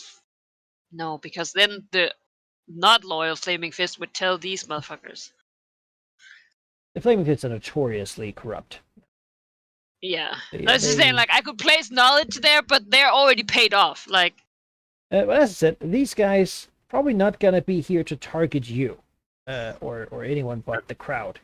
They're not after you. They're not after the God Spawn hero. They're after the crowd. You know. So think of your objective before you go placing traps. Right.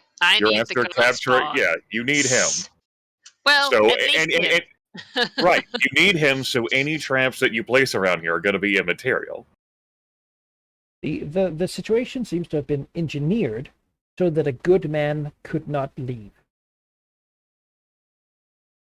Right. Yeah, I don't have the same issues. Basically, no, you could. I mean, you don't care about the crowd. Things turn against you. You could just fly away. Yeah. You know. Yeah. Yeah. I don't know. Yeah, you're absolutely right, Grimmeth. I don't need to take care of these guys. And in your drow form, as long as you're wearing like a hood and look like a weird adventurer guy or like a mask or something, you can get away with it. There's enough weird, shady people here on the Sword Coast that, you know, as long as you don't show you're a drow or like a vampire or something, then you're probably good. Yeah. No, yeah, we're wearing masks. Carnival masks. Here are my 2 swords. I'm Dritzdord. Yeah, my 2 katanas, You know, that's great until someone goes, "Oh, my old friend. I guess I'll stick around." You're like, "Oh no." Yeah, shit. who is this? Which one? Guinevere. Mm-hmm. Oh. No, yeah. You know what? I don't know that I can do anything then. You can be wherever you want to be. I'm just gonna Cell be investigator. hanging out. You know what? I'll find my own roof. Or, Alright, yeah. well, Make maybe a I'll roof. just be in the crowd, actually. Yeah, sure. That's probably the easiest place to hide, honestly. Burr's sitting down. He's running a booth. Yeah. Fortune Where does telling Cassell want to be? She want to be in the crowd, too? good at hiding, but I don't know. It's up to you. Hmm? It's up to you. I don't know which one of you is running Cassell. That Cassell? I think Grimace is on. I'm in running procedure. Mystic Burr. Oh. 100% running Mystic Burr. I thought you were running both. What is this? Well, you don't have 3 minions here. You only have 2. Yeah, I mean, if you need me to run Gazelle for you, I can. I think that would be nice. Okay. You've run her before, and I feel Well, like in that case, Gazelle is under some sort of pavilion tent. that gives her shade. She's standing up against something in that cool adventure, like cool guy way. Like, she can't be bothered. So She's she's too cool to indoors be here. because she doesn't have the sun beating down on her. Just because she can be out here doesn't mean she wants to be. I'm Yeah. looking at like a tent of, I don't know. It's like a look. We can polymorph this halfling into a fox. Whoa! Wow! Clap, clap, clap, clap. Throw some money in a hat. You Yeah. know, that sort of thing. What's going on? Yeah. Yeah, it's a lovely place. There's lots of different goods coming in from all over Free Runes. A great place for shopping. It's a good, happy day.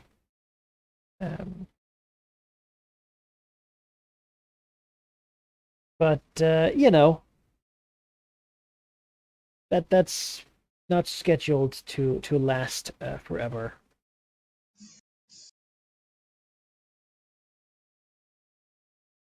A person comes in guarded well. Yeah. That is like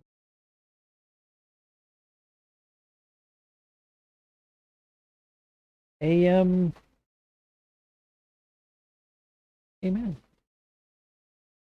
First, a very sort of important-looking official comes up and gives an introduction. The hero of Baldur's Gate. He will begin cheering and applauding and sort of almost like festival, like jumping of excitement. They love this guy. Hats are thrown in the air. People are, like somewhere, like a woman is like, fainting at this person coming up, and like a dude too, for that matter. And perhaps to the point where the secretary's like, "Who is this guy? Yeah. What is this?" As you see, yeah, and if there's any doubt, people also sort of whisper like, "It's the Duke. It's Abdel. So amazing. He's the hero of Baldur's Gate." As if anybody wouldn't already know. Yeah, like who do you think you are? They're if you incredibly don't, like, you don't excited know? about it, like a football player in Brazil levels of excited. Oh Lord. Yeah, people just shout and such as this guy begins walking up the stair. He seems like he's well up in his age, walking. Take a step sort of up. Being alone at the podium, the guards are sort of downstairs too. Look around. And then he raises a hand, and suddenly everyone's silent, except for one person who shouts, "We love you, Abdel!" He smiles slightly, looking down at the crowd, and says, "I love you too, Baldur's Gate." And then people cheer and explode. I Those hate him. words, they scream. He must die. They scream. Another couple of people faint, and I have to be removed to the back of the crowd. It's just they completely go nuts about it.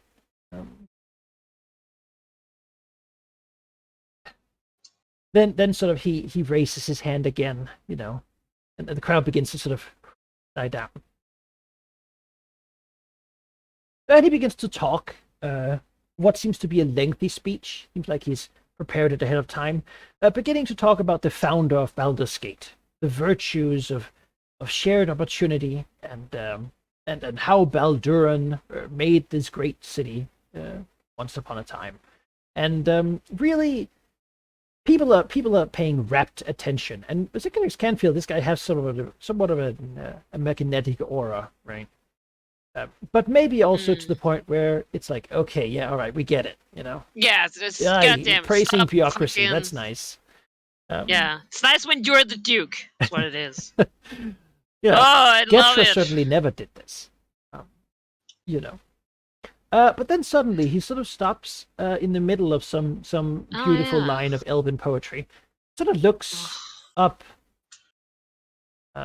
as if to almost like as if to see where in the sky the sun is, as if he's taking a moment to check the time, you know.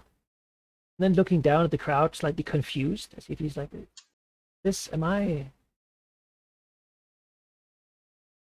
He isn't looking at anyone in particular, though. He just sort of looks down, his eyes glancing over Sigurdrick, not even noticing.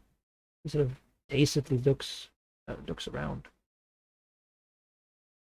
Right. People begin to sort of it takes like a minute or two, and people begin to sort of look at each other. You know, a murmur begins to rise up. This is not. Some people might know he has have a fury. He's getting a little old, but this is unusual. Usually, it doesn't take several minutes. As his eyes suddenly grow slightly wide, as someone points up behind the building here, right? It says, "Who's that on the roof?" Someone. Now, Sigurdrick knows what's going to happen now. Is it one of the assassins or one of the like that yells that? No, it's just a person. Oh, okay. I think he has a crossbow, someone says. And then you hear the thunk. No, As a crossbow Did from have a there crossbow. is fired into the crowd, which, I mean, instantly erupts into screaming and yelling, right? Horrified screams begin to echo through the crowd. You can see some people drawing their weapons, adventurers looking around, not knowing who's doing what, as some assassins dressed up as really just anyone begin to stab people around them. Around here, more crossbow bolts begin to like zip and zap into the crowd as they pick off targets that seem to know what they're doing, shooting those who seem the least afraid, clearly targeting anyone who might be able to calm down the crowd. Right. Yeah. Meanwhile, the hero of Baldur's Gate is still dazedly looking around, but slowly more frantically. It's clear that his heartbeat is increasing, like something is happening to him. As blood is sprayed upon the stones. You see a couple of adventurers being like overmanned by a couple of random people as people panic, right? The guards, the mercenaries here begin to move in to try to calm the situation and just figure out what's happening.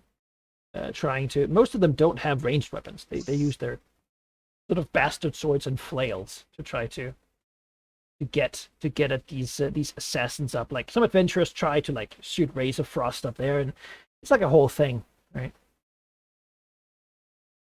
That's not interesting to us, though it does continue for several minutes before something else happens. So, Mr. Secretary, you're paying very rapt attention here. Are you feigning panic, or are you just sort of standing there, dodging the occasional arrow? I was gonna say, I don't. I feel like it would be hard for her to feign, like, cause. Well, no one's really paying attention, right? They're all panicking, so Yeah. it's not like you have to like meet like a bluff fucking DLC. Just Yeah, I think she might attempt, at least. Yeah, all right. Then do me a bluff, because these guys are shooting the people who are panicking the least. So Okay. you might well make yourself a target if you're bad at tricking them. Okay, well, that's gonna be bad for them. Probably. And bad for me, because I'm not good at bluffing. I'm afraid. Ah! One of them will send a crossbow bolt your way. You can artfully dodge. Yeah, think I like, I attempt to like look like I'm stumbling, and then I do like a flip out of the way of the arrow, like whoop. Mystic Burr remains like hunched over in his booth, and I think Gazelle like comes over like the side of the tent and like ready's like cutting like it apart to like I mean, the rush people out. in there are just like huddling. Like one looks over, like, "Save us, brave adventurer, please!" You know, Like me. whatever. Yep, Gazelle's like whatever. Yeah, who even cares? I will live for 1,000 years. Yeah.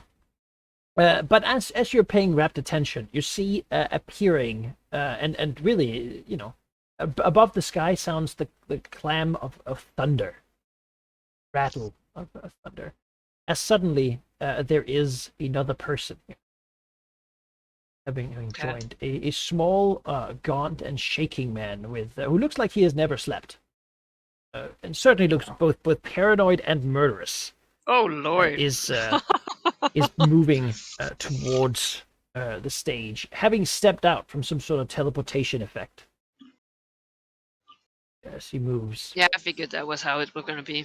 That should have been what you'd done, like some sort of for forbearance ward to prevent the teleportation.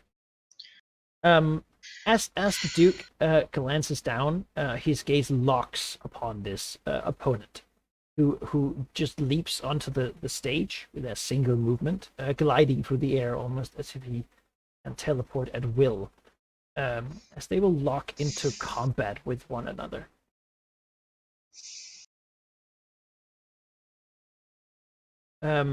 As he does step in, you're close enough to hear him sneer. "Now we finally finish this." The Duke simply nodding to him and drawing his weapon. Do they look like they know each other, or is this the like, oh, we're both Baal people? Give me an insight roll. Yeah, I will. Oh my great wisdom.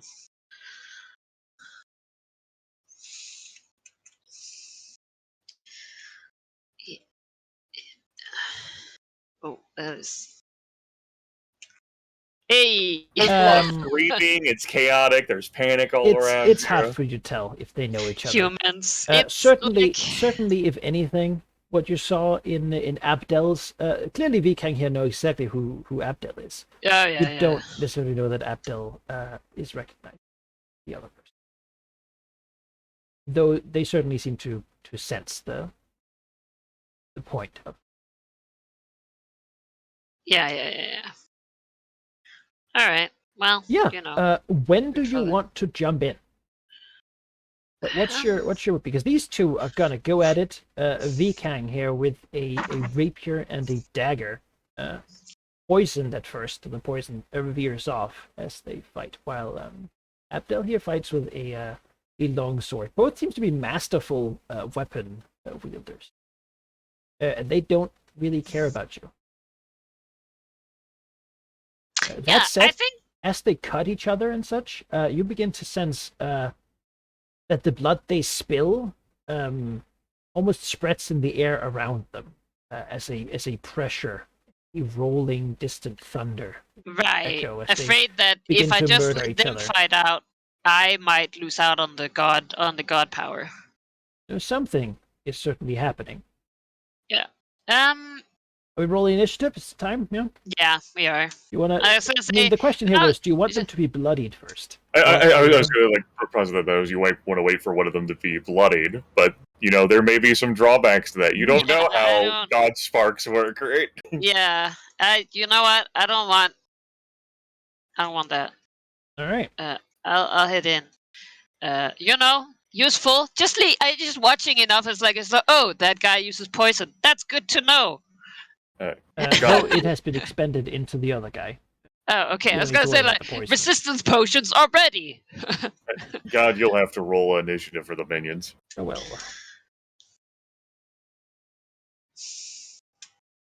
The first 3-party fight we've had. I like these sorts of things. 3 different forces with different objectives. Yeah. It's like being 3 dragons, really. Yeah, Vikang here will begin doing what he does best. They have taken a couple blows each at this point, but not enough to be bloodied. Vikang's sneak attack was pretty brutal, though. It seems like he's generally the worst fighter of the two, but that and the poison has certainly slowed Abdel down quite a lot. Mm.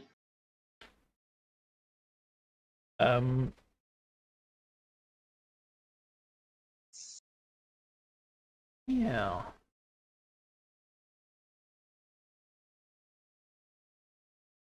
All right, yeah. Viking will start by simply doing a rapier and dagger attack, which misses, so he doesn't get to do a secondary.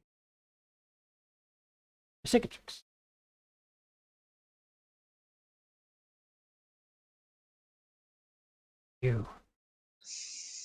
You're flying, I assume.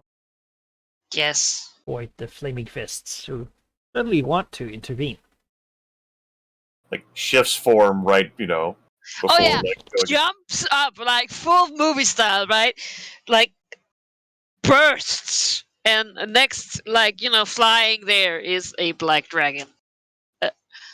Yeah, I mean, I see a flanking position. that's what I see. Flanking only works if the two creatures flanking are allies to each other. Yeah, that's not your ally. That's Well, not a flank. You know what? I'm still good here. I don't need to be in range of both of them. Mm-hmm. Sorry. You would think that I had already decided on a skill, and if you thought that, then you were not correct. I had given. I had, Actually, what I will do is, for my movement, I will use my skill, Guerrilla Blitz. So that is a standard action, makes me do my movement before my attack lands. Right. First, though, I'll do Meditation of the Blade and get a D6. Yeah, that's right. Right, yeah. You attack, but a 38 is a miss. All right. So Viking here flickers almost just, in and out of reality, disappearing for a moment and then reappearing.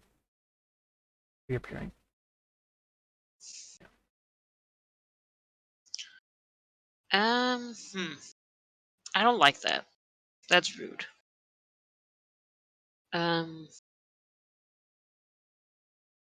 Yeah, all right. I will. One action. Gotta move left.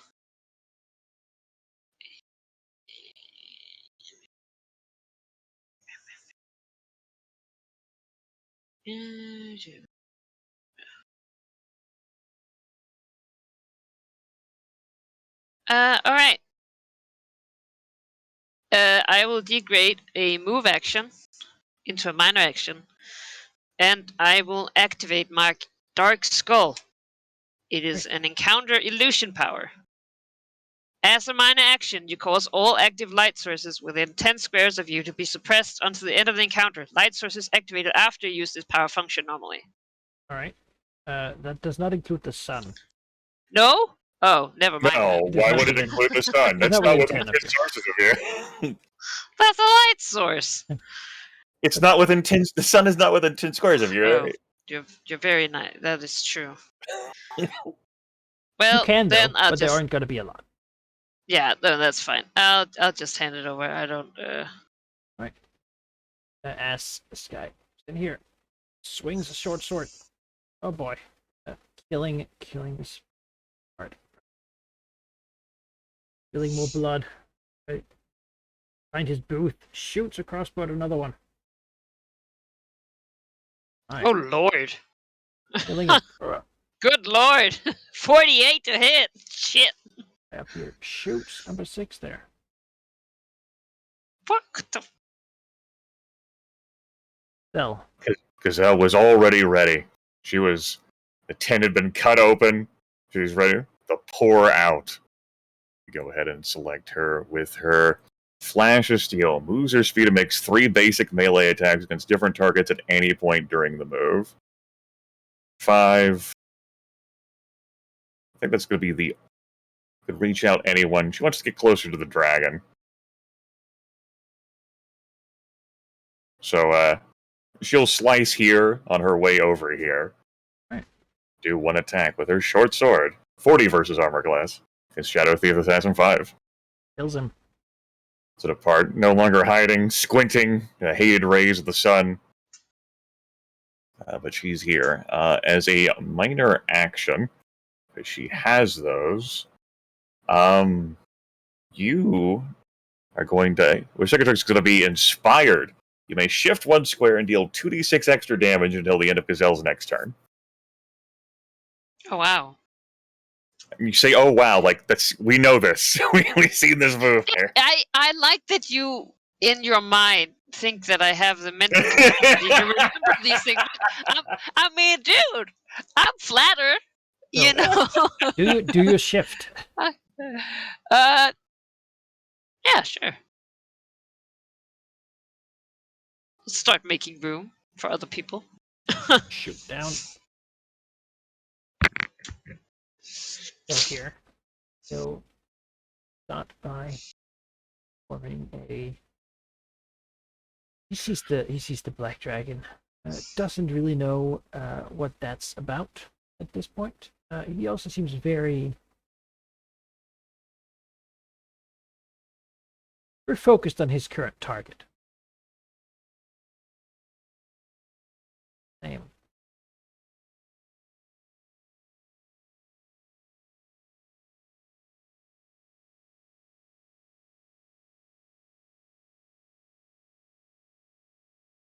Well, and he will stop by doing a quick jab. That he misses. Then he will swing his longsword. Also misses. I was gonna say, we have all not been hitting, and the fucking minions have been fucking doing 48. And... Oh yeah. Oh, another card dies. Oh, they have terrible initiative compared to all these thieves. Mystic Burr. Mystic Burr had already stood up.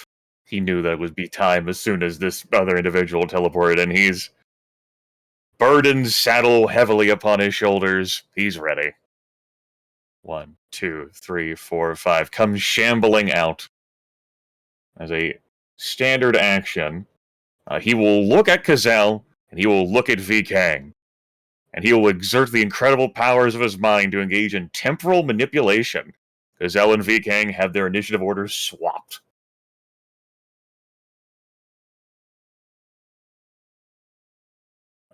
That is the end of his turn. He, like Gazelle, keep his action point for now. Mercenaries rally. Time for them to do what they're here for. Engage with these fiends. Take out targets. Sadly, they cannot really climb roofs. Wish that there were more adventurers around to do that.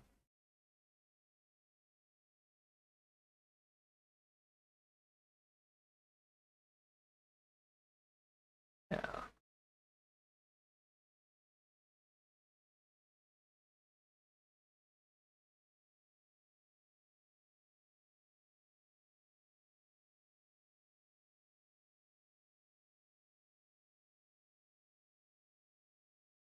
Swings a bastard sword. This fists. Enough it is for them. The crowd is panicking, running all around, screaming and storming about. Yeah. It's a good thing this isn't difficult terrain. It's not for you. Because you It's don't not care. if you don't care about the people. Right. Right. Zell. Pick Gazelle. Fleming Fist veteran too. Looks like it's going after the dragon. No. He doesn't. Okay. The dragon, he's like... Dragon's probably bad. Probably. There might be like some sort of other adventurer trying to hit the dragon's tail. He's already dead. So. Okay. Right now, they seem to be going for the people who are actively killing everyone. All right. What are Cicatrix's standing orders? Like, as she would have suspected that there was going to be a 1v1 versus these two, like, Bale spawn. What's the orders to our minions? How are we handling that? I think to tear, like...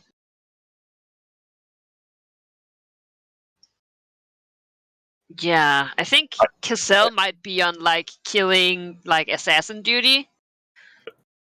The two orders involving the God Spawn, the 1v1. Oh, the God The, Spawn. the minions would have needed, like, a foundation of how we... Murder V Kang first. Okay. Main target. Alright. Because he's not a hero. Okay.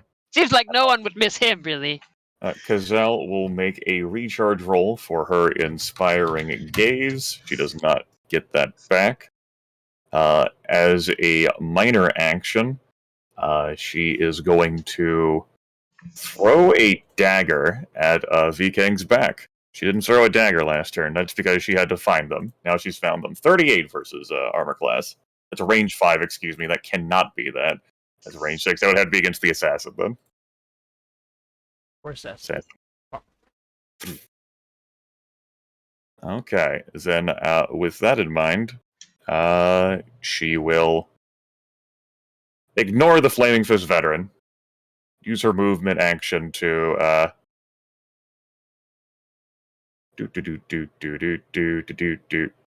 and like she'll come here. She'll hop up here.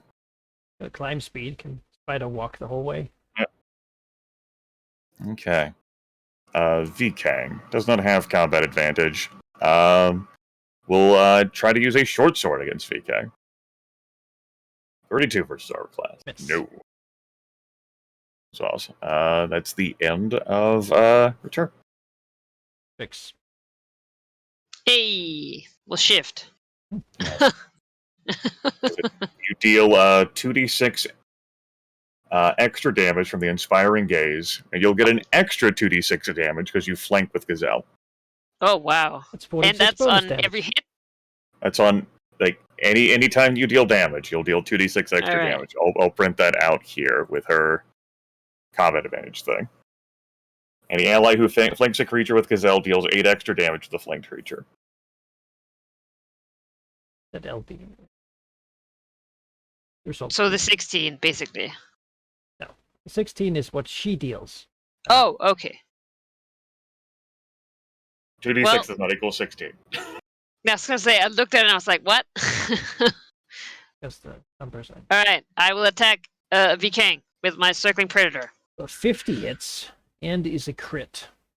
Oh, good. But let's hold it. Wait. The 40 misses. Okay, now we can. Even with a 42 because I'm flanking? 42 would hit. However, you're targeting AC. Yeah. Then he will swing his cloak around. Lock you are. The second attack. At will, immediate interrupt. Are you kidding me? At will? Wait, he does that on my crit? No, that doesn't. No, more he than the can't. crit. He can't Okay. block your 52. But if you hit him, by a little bit, he'll probably just. Alright. Yeah. You can also shift 2 squares. Gauge for that. Okay.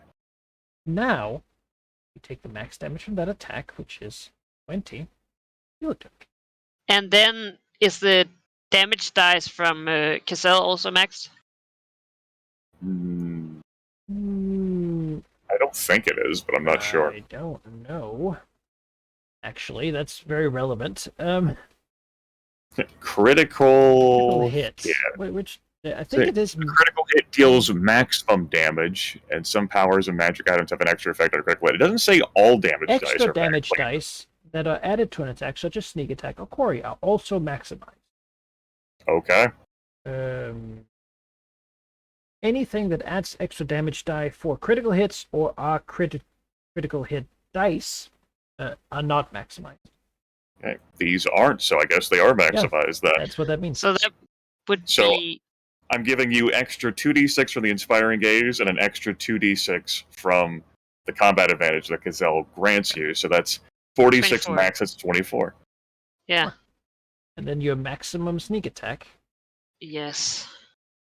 that's worth keeping in mind because I have effects that generate extra damage that are dice that aren't dependent on crits. Okay. So 5 times 8 is 40. That's 45 damage now.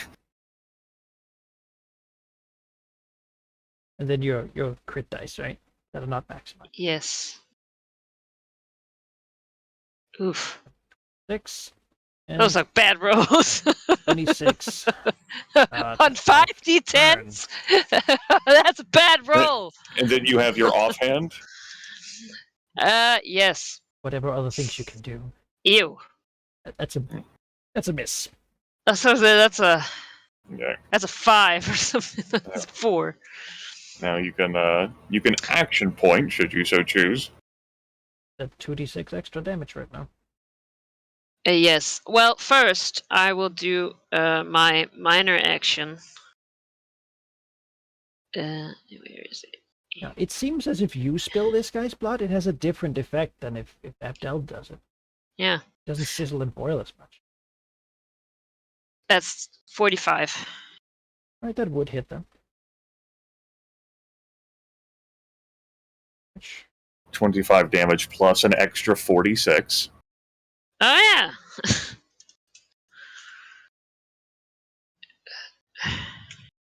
Oh. Good result on 46. Yeah.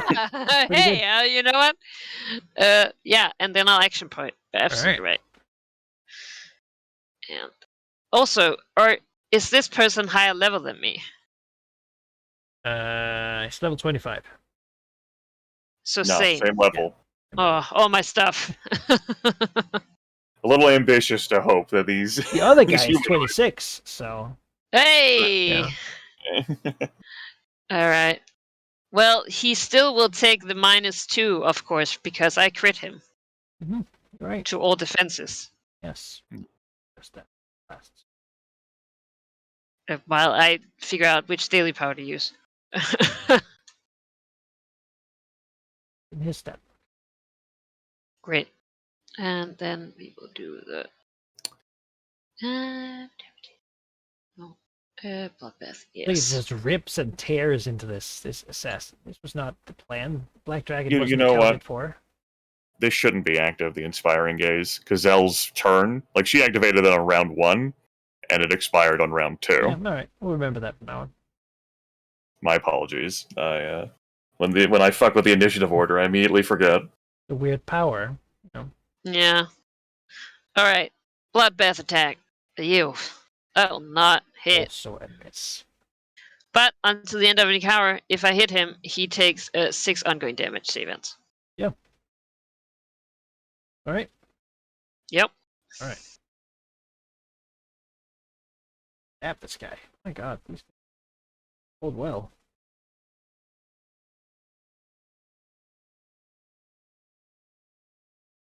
Self takes the. He's bloodied. At which point his eyes begin to bulge as if something wants to escape from within. A strange screeching roar echoes from somewhere around him. A rift begins to be born as something is using his blood spilled to try to rip itself out of the abyss. Abdul has an aura towards enemies that deals 10 damage automatically. Swings his side armor. That person. Yeah, but he is not deterred. He'll his blades against Abdel here. Let's see.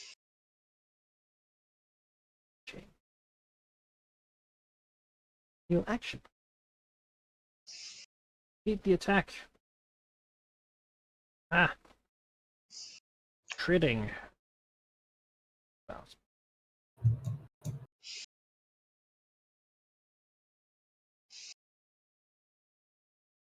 We'll then follow up Mansec Dazing Dagger.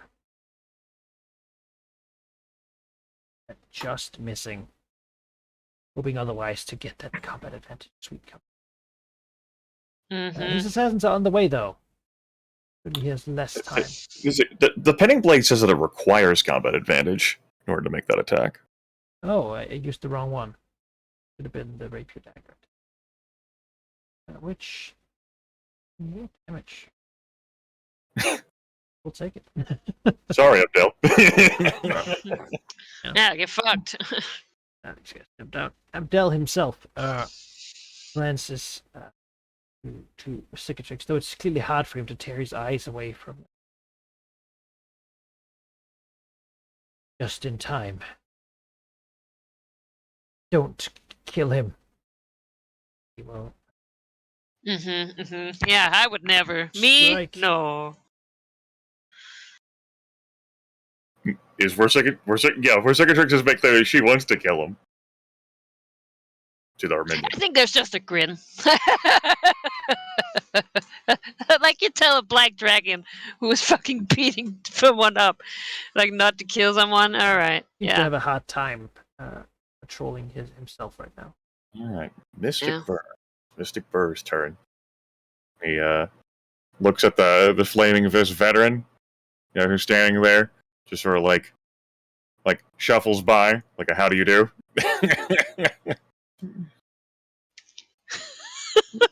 Still, all the fucking beads chains on here is rattling. like stands here. Let's see here. Let me draw it a close blast 3 momentarily. Okay. He can do that. Mind Blast, yes. Close Blast 3, it is a friendly blast, enemies in. As Mystic Burr, boss of goblins, directs his mental power against the entire stage. Targeting Abdel, Adrian, and Vikang, for he sees them both as his foes. So 25 versus Will against Abdel, and then a 44 versus Will against Vikang. 44 hits. The net 22. Alright. His damage maxed out on that is 2d8 plus 8. That's 24 damage. Also, miss is half damage. Yeah, the miss is half damage against Abdel. As the powerful psionic energies of Mystic Burr used against the God Sparks. He ends his turn. Yes, we wouldn't want any other deities to enter this realm. That would be bad. We hate murder here.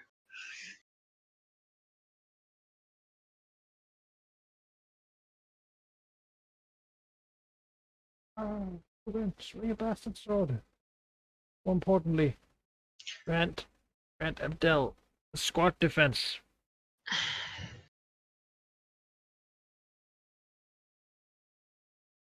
These bodyguards are meant to do. Wow, it's shield wall. Man, we need minions that can do shield wall with us. I don't have a shield. Well, okay. Checkmate. Crowd What am I supposed to say to that? Crowds begin to clear out. More of these assassins are coming to presumably grant flanking to their assassin boss. Okay.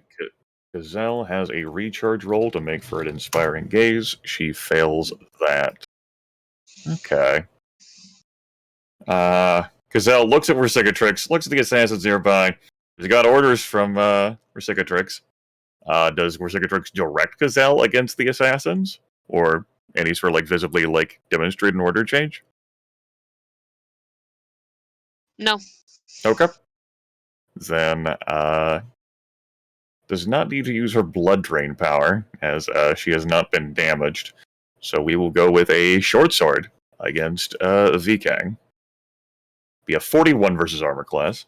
Well, that'll hit. He has his armor reduced. Okay. Well, she deals a total of 32 damage. Will he do his weird at will thing? Okay. That's fair. Doesn't want to throw a dagger right now. So that'll be the end of her turn. Cicatrix. Yes. I am wondering.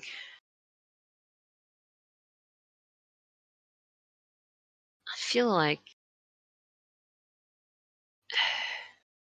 Yeah. No, I got it. I gotta try and hit this guy.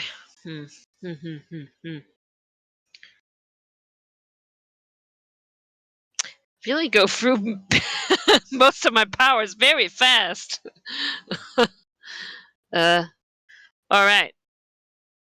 It's time for a good old classic, the Deep Dagger Wound. Again against Viking. Right. The hit. Okay. There you go, an extra 3 damage. Yes, and he takes the 10 ongoing and 6 ongoing.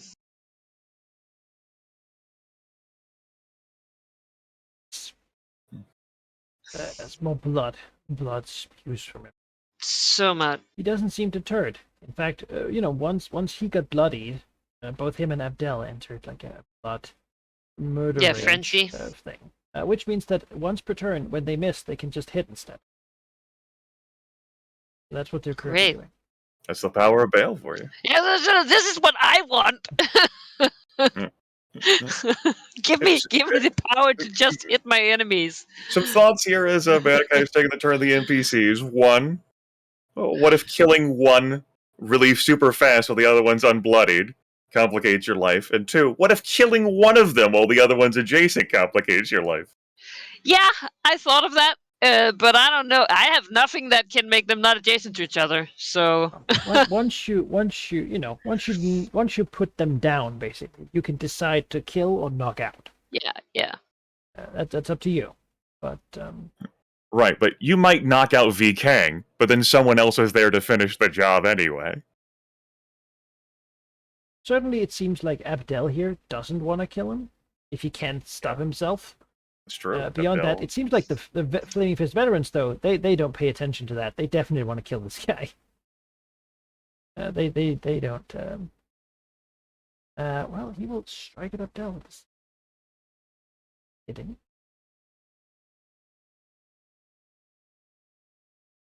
he? That.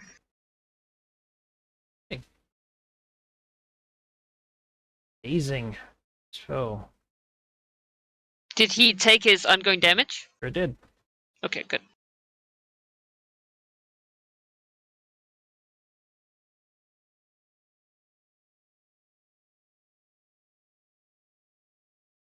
These assassins also don't seem to not like, even if this guy goes down, you're pretty sure they'll just continue murdering and stabbing people as they go.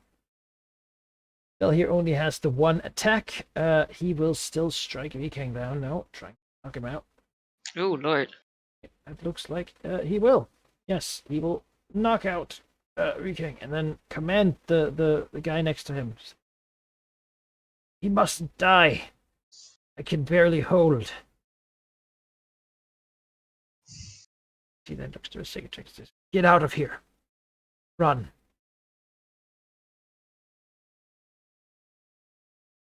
You know, that's what will has happen. just been helping, fighting off this guy. Mm-hmm. He doesn't. That is exactly. He doesn't presume that you know what's going on. Oh. You only got the 1 action. Why would he? So. As he prepares himself to fend off all these assassins. All right, Mystic Burr looks to, we're sick of tricks. Is there like an order of confirmation one way or the other? I zoom out to look at all these assassins. Oh lord, there's a lot of fucking assassins.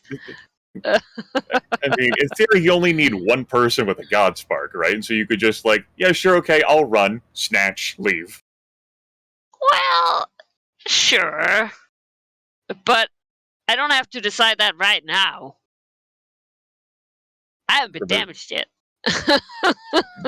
But damage. Okay.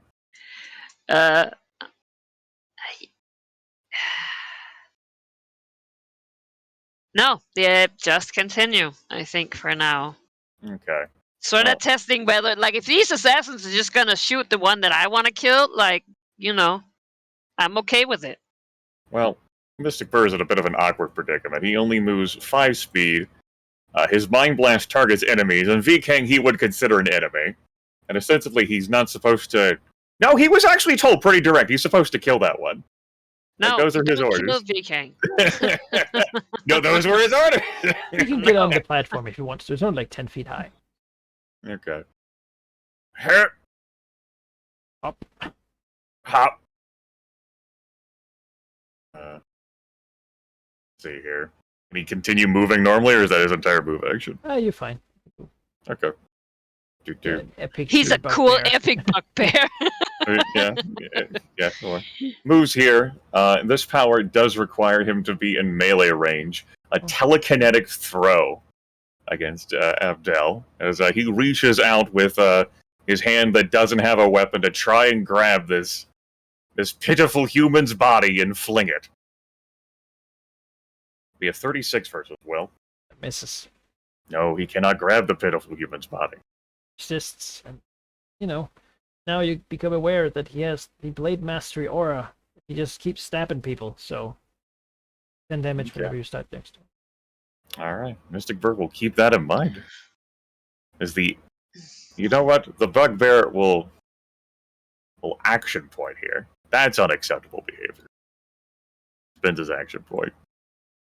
And he will, instead of reaching out, he will, because it's a close blast 3 that doesn't need to be recharged, he will angle a Mind Blast like that, targeting the veteran and Abdel.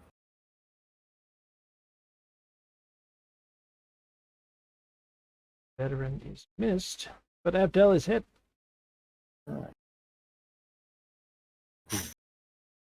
Still, Veteran won't take half Minion. damage. Yeah. Yeah. All right. Now that is the end of Mystic Burst turn.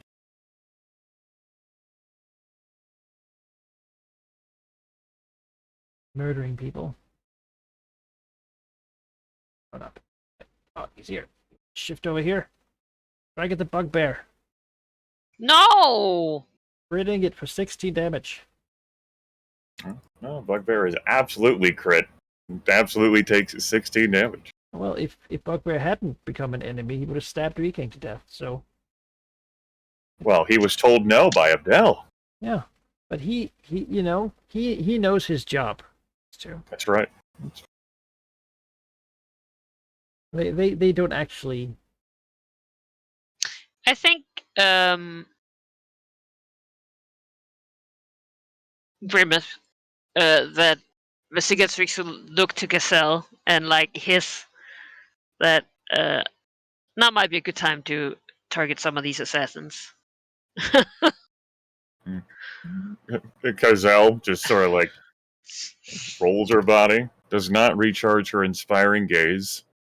Let me see here. Oh my god, she gets.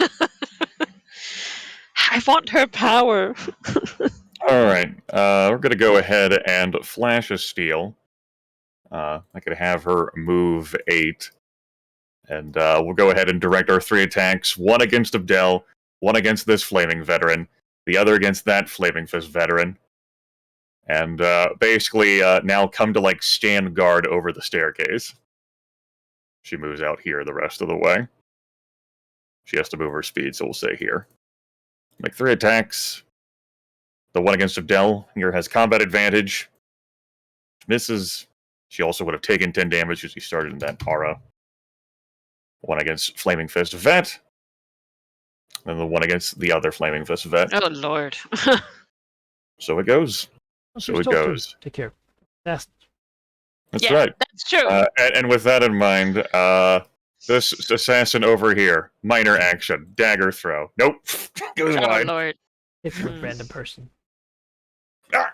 She meant to do that. That guy was rude. Signatures. Yes. I take 10 damage. You do. Oh, I'm an enemy now, right? Yes. You've. Okay, I think you've proven. Yes. Intention. Good. Well, I mean, not good. I mean, Beyond that, he seems to not really be holding it together. His body is doing weird snapping sounds, and he seems to be holding something back. yeah, he's holding back bullshit, is what he is. Let this be another instance of a dragon being punished for greed. Isn't that the story we are telling, really? Yes. The story of dragons. Yeah, alright. You got combat advantage, baby. I do have combat advantages. Alright, it's time for the fainting flurry. Yeah, that's ahead. 35 damage. You also deal an ongoing 6. And then until the end of your next turn, all the target's defenses take a penalty equal to your charisma. Sustain minor. Nice! And you can your sneak attack, right? Yes, I can. Whoop. You faint. Dueling. It's like, no, I shall be your opponent. Yes. And he is a higher level than you. He is higher level than me, which means that if I'd missed, I could have tried again, you know? Yeah, that's it. I already spent my action point. Charges the ender. Yep, Slashing that into hits Kazel for 8. to get up this ramp. They're not so cool that they can just climb.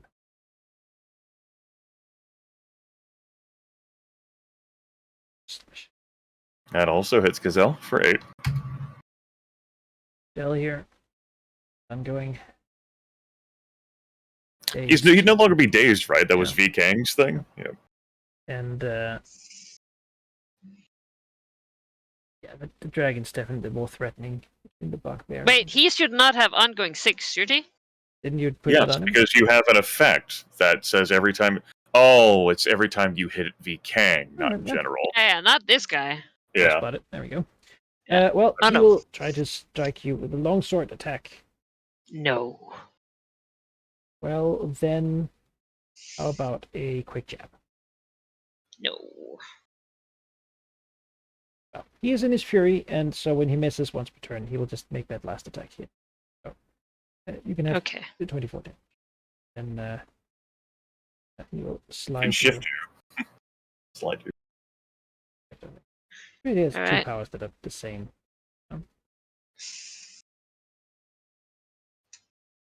Put you there.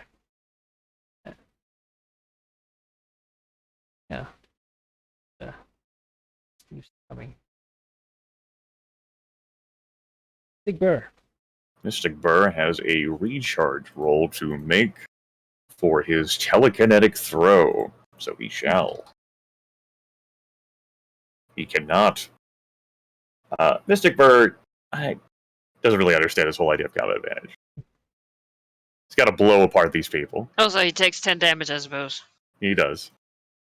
It's just so He used doesn't to want it. to. He doesn't want to be next to that flurry of blades. No. Instead, he wants to mind blast. It's a friendly blast. Target these 3 enemies. Boop, boop, boop. Looks like a complete whiff against Abdel. It's against the two. So half damage against Abdel. Rise the minds of Yes. These flaming fist veterans. That was a move and a standard. He doesn't have a minor action, so he has an immediate reaction. But you haven't been hit with a effect that a save could end. Alright, it's the end of the turn. Right. Continue to gather. Well, them having fought off a couple adventurers, but been flanking the attacks. Yep, that hits. Any extra damage? They're just Alright. minions and don't get cool powers. The struggle. Thematically, there would be, but she's just too good for them. They're like champion tier things. So, Alright. Gazelle, recharge her Inspiring Gaze. She does. The range of that Inspiring Gaze is 1 ally within 5 squares, which is not Vercicatrix just yet. So, we're going to do a Flash of Steel against 1, 7, and 2. So, we'll go against 1, we'll go against 7, and we'll go against 2. And we'll put Gazelle here on the stage as she fights back up the stairs, putting the movement. A minor action will then be directed on Cicatrix. And the standard action was the Flash of Steel, so she does still actually have a move action, which you can convert to a minor, to throw a dagger at 7. Whiffs. It's the end of the turn. Cicatrix, you're inspired by the Guildmaster. Yes, but I don't have any combat advantage. The sadness I feel in my heart. Yeah, I mean... Mystic Bird does not understand how you need to fight. Why not just use goblins? Yes, just use goblins. They're always around somewhere. Goblins will grant you well, I think it should go without saying that I sustain the effect that this guy has -3 to all defenses. Yeah. Yeah, okay. I don't feel like I need to say that. All right. It is riposte strike time. That looks like a hit. And 2d6 extra damage. Yep, 2d6 extra damage. 1, 2d6. You also would have taken 10 damage because you started your turn adjacent. You are absolutely right. Boop. All right, yeah. You lay into him some more. Yes. Up. It's a short sword. Is missed. The Guildmaster holds the stairs. The short sword. Is hit. Dell has penalties to defense, I should say. But he will swing his longsword against Cicatrix. Just old adventurer habits, you know. Yeah, he'll choose to make that hit instead. So you can take that, and then we'll do it. Well, I'll attack him then. All right. Because he hit me. As an Or immediate he interrupt. attacked me. Really, is what is. Yeah. Doesn't matter if he hits. All right. It is a. Let me just see here if I have. Not a cricket yet.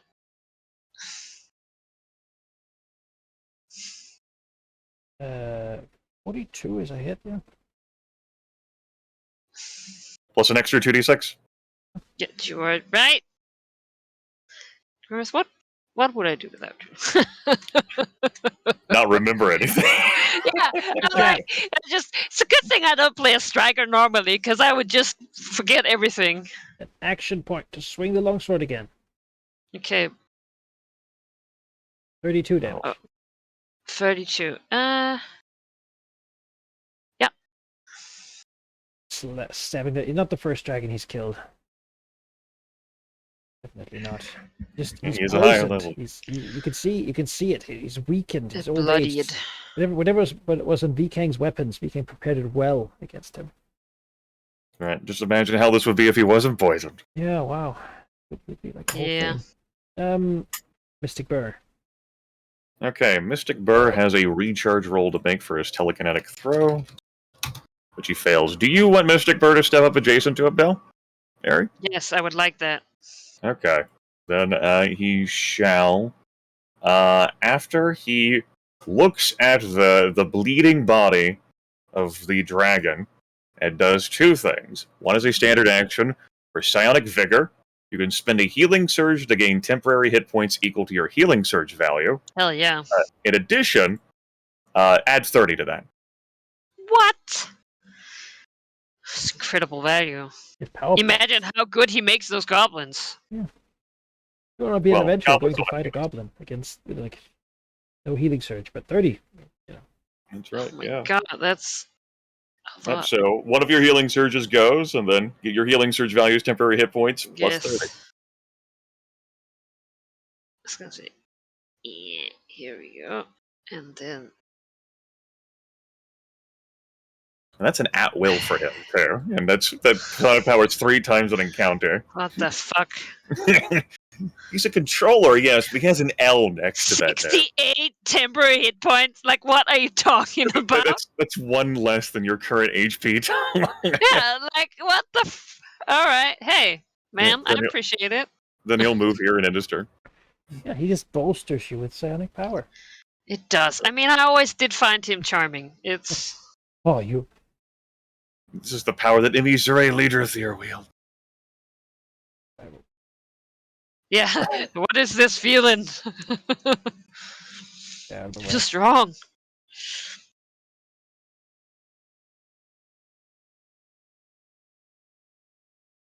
So, Okay, Gazelle has a recharge roll to make on the Inspiring Gaze. She fails to renew that, so our Cicatrix will not get to enjoy any of that. I say, Okay. you have rolled so many twos.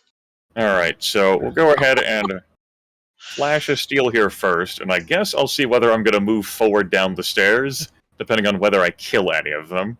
Yeah. So, short sword against 7. no. Misses. Short sword against 9. Yes. Okay. Then part of the movement onto the body. Short sword down against 6. The high ground. That's right, get the high ground. And we'll spin out to be like... let's see here. Yeah, we'll be here. That's fine. Because she has a movement of 8. Let me do that correctly. Yeah, put it there. Then, minor action, dagger throw against 10. Misses. Action point, because she has hers. Flash of steel. 1, 2, 3, 4, 5, 6, 7, 8. We're going to attack 10 with the sword. We're going to attack 3 with the sword. And we're going to attack 7 with the sword. Oh, yikes. Alright. The Guildmaster hates the daylight. It's too much. Yeah. You can't see very well. A And lot of just, squinting here. you know, it's not this that you don't regenerate. It's that the regeneration is being counteracted by continuous damage. So Yeah. it's like smoking. And, just a little bit, you know? It's a haze here. It's the It end would of look her turn. very metal if it didn't hurt, you know? Like. Alright.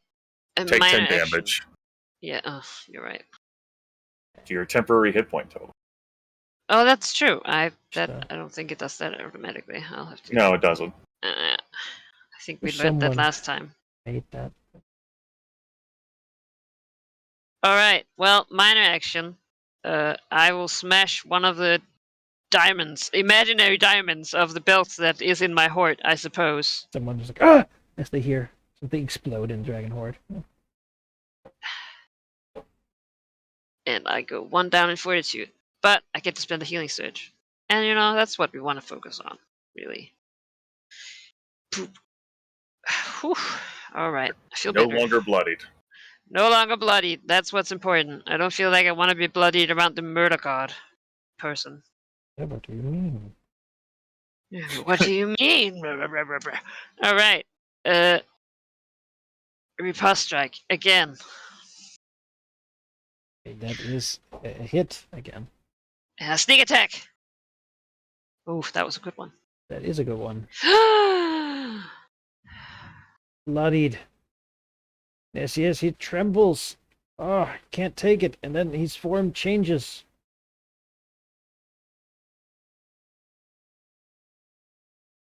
Yeah. Burr is blown back. Oh, for a second I thought you were the one moving him. I was like, that is the right reaction to do. Like, No, whoa. As he twitches, a horrid sort of crack comes over as bones snap and the howl of anguish comes out. Spraying out is bone pieces and flesh and Ew. then metal bits from what armor he might actually have had on him. As grotesquely shapen muscle expands, what emerges from this gore pile is just a rapid, crazed blood monster. It opens its blood-rimmed eyes and stares out with madness and bloodlust at all the murder that's been happening. This thing wants to go and murder the city, and in that carnage will be reborn its divine master.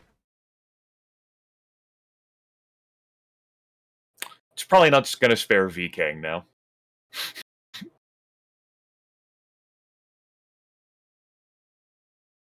Probably not. Oh, Lord. Yeah. I mean, It's your turn. You took your attack. Yeah, I mean, I did my attack. You do anything else? Sustain minor. You want to did. convert your move to a minor and breathe acid on it?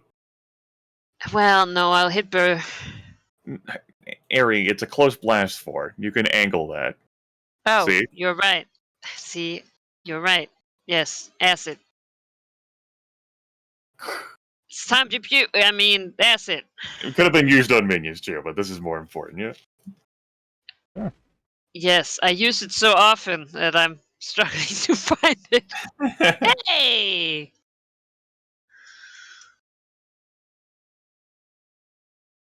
Does he Alright, take acid yeah, damage? that hits for acid damage. It takes a little bit of that.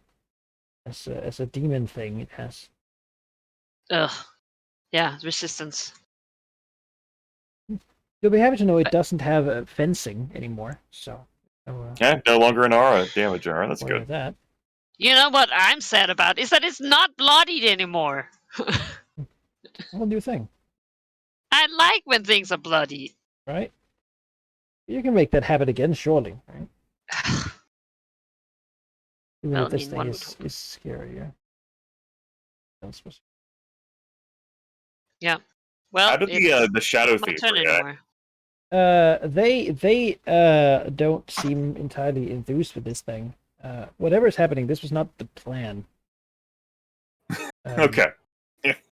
They, yeah. That said, there does seem to be a bit of an aura of murder going around. You might even see some like just civilian random people who have hit and begin strangling each other at this point. Halfling like clubbing someone to death. Yeah. Yeah, I was It's gonna like the say, juggler I stuffing imagine juggling exactly balls into someone his with partner's like a mouth. club just walking up behind someone.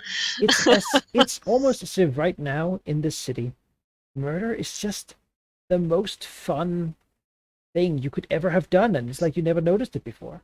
Yeah, it's like Westgate. Shifts over here, stabs. This guy's just been missed every time he's been attacked.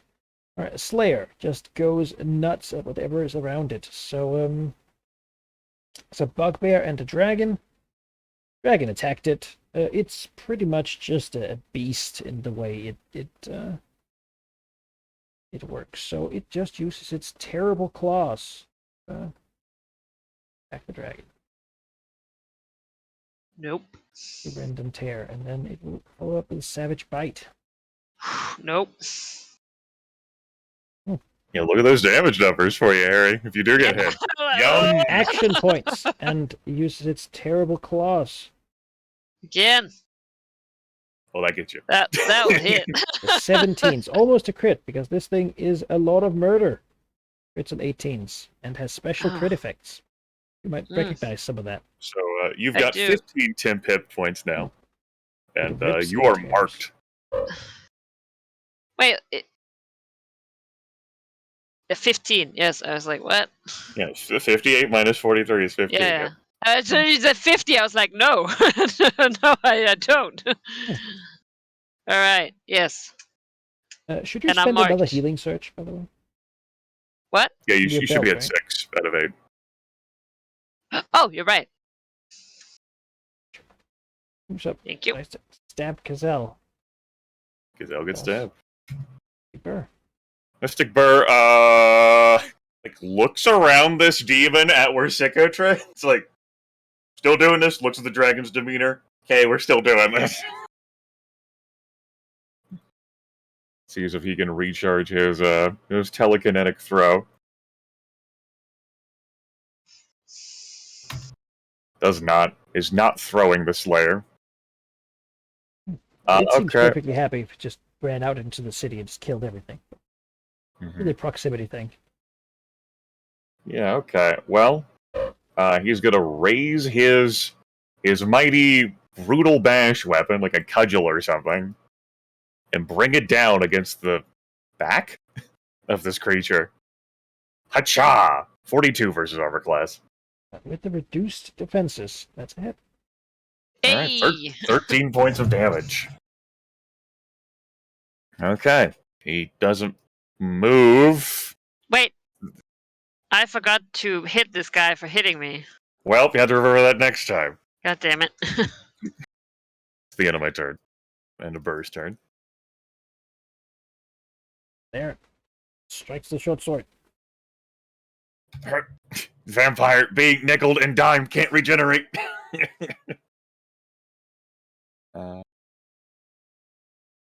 Strikes. Oh yeah. They seem to want to make their way past that. That was their plan, but now they're actually happy with this. Yeah. Cassell. All right. Inspiring gaze? No. 3, 7, and 11 with a flash of steel. 3, 7. That son of a bitch. 7, 11. Damn. And the end of the flash of steel movement will put her here. Minor action dagger throw? Don't want to do that one adjacent. Do I provoke if I'm right next? I do. I'd have to be here and throw a dagger. You know what? We'll be there and we'll throw a dagger at 7. Damn you, 7! Nemesis! More murders are added. More murders are added every second to this. The city's current situation. Take checks. Yes. Death is happening all over Baldur's Gate. Death is happening all over. I was going to summon some other really powerful and scary people, I'm sure. Alright. Smash another diamond and heal up, because I feel like this one will hit hard when it hits me. Yeah. That's what happened. I didn't want to use Burr's like Sonic Trigger because you already had temporary hit points. Yeah. Alright. And then it is the riposte strike. That hits. And sneak attack. Laying into its thick, just layers of muscle.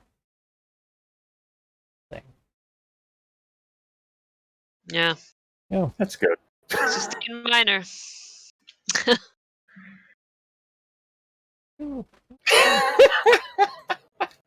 Stabs the vampire. Vampire continues to be stabbed. Yeah, this thing will rend the cicatrix with the terrible claws. Hit fishing. That will just hit. Oh. I have your defense increasing power. Sorry? Yeah, I'll use my what is it? What's it called? Jazz hands is not what it's called, but you just wiggle your fingers, Slayer. Disintegrate attack. I get a +4 to all defenses until the end of my next turn. Little spin and with a long neck. Will bite at Mystic Burr's face. No. Mystic Burr is just bitten. All right. Takes 19 damage. Ongoing 10 save ends. Let's see here. His psionic interference power is for an ally hit by an effect, not himself. Okay. Also, it tried to attack me, so I'll smash it. 32. No, 42. Reduced defenses get hit, yeah. Right. And you don't need to add it. I put it in. Oh, good. Right. Oh, yeah, I mean for the flanking, though. Yes. That you do it. Up, swings and misses. Mystic Burr takes 10 ongoing. See if he recharges his telekinetic throw. He does not. But so many twos! Looks at his body, the Slayer, but the dragon's still here. What you gonna do, right? Looks over at, at Cazell, momentarily, maybe, he could, just blow these guys away, but how does he shimmy his little bugbear ass on over? He doesn't have a good answer. So he's gonna try and beat this damn thing again. And it does it just that. Hey! Crit. It's 39 damage. Alright. Spins its head around, he hits it with a Morning Star. A crit for him is 4d8 plus 21. So it should be 32 plus 21 damage then? Yeah. 32 plus 21 is 53.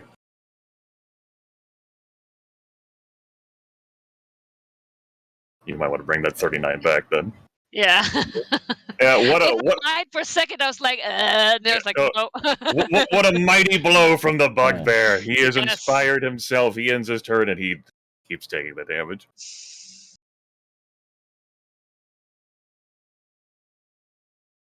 Sword. God damn it, they hit well. Gazelle is being beaten back here Yeah. and cannot regenerate nickel and diming. Gazelle, see if she can get back her inspiring gaze. Duh. Okay. All right. We'll Splash of Steel, 4, 11, and 10. So first off, 4, 11, Oh, Lord. 10. So, She has a plus 26. it's starting to look at the bugbear like, is there a way that you can now give her 10 hit points? Because she's going to be here all day. I think her Flash of Steel is going to put her here. Yeah. And she'll throw a dagger at 10. Hey! Falls off. Doesn't even care anymore. It's just manic will for blood. Actually, yeah. Okay. It's the end of her turn. Matrix. Yes. As it's clear the Guildmaster has been slowly, pushed away from the stairs and up the stage. 40. Misses. Wait, no. Reduce defenses. Hey.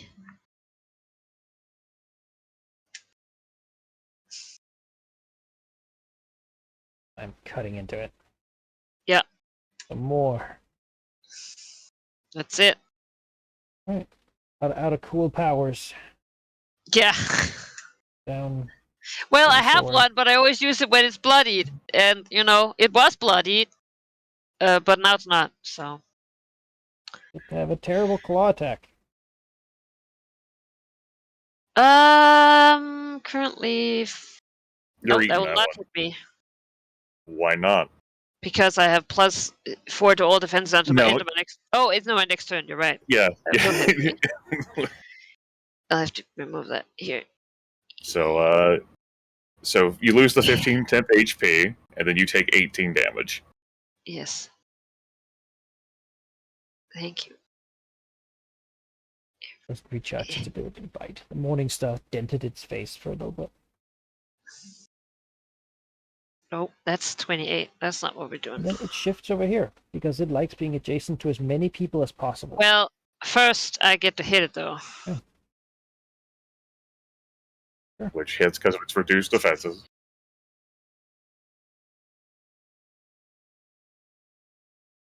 Gosh.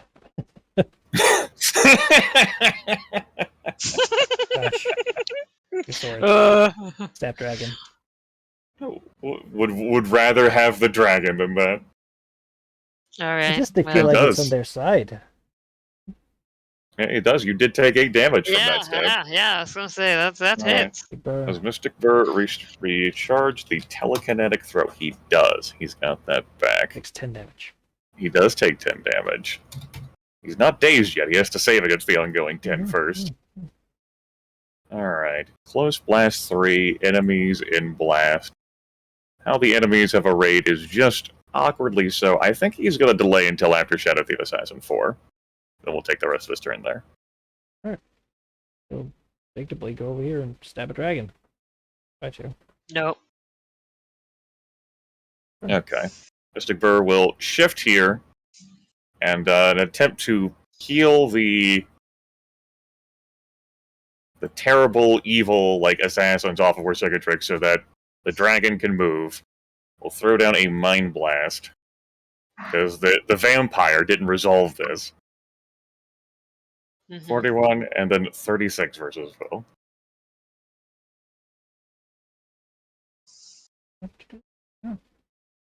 Bam!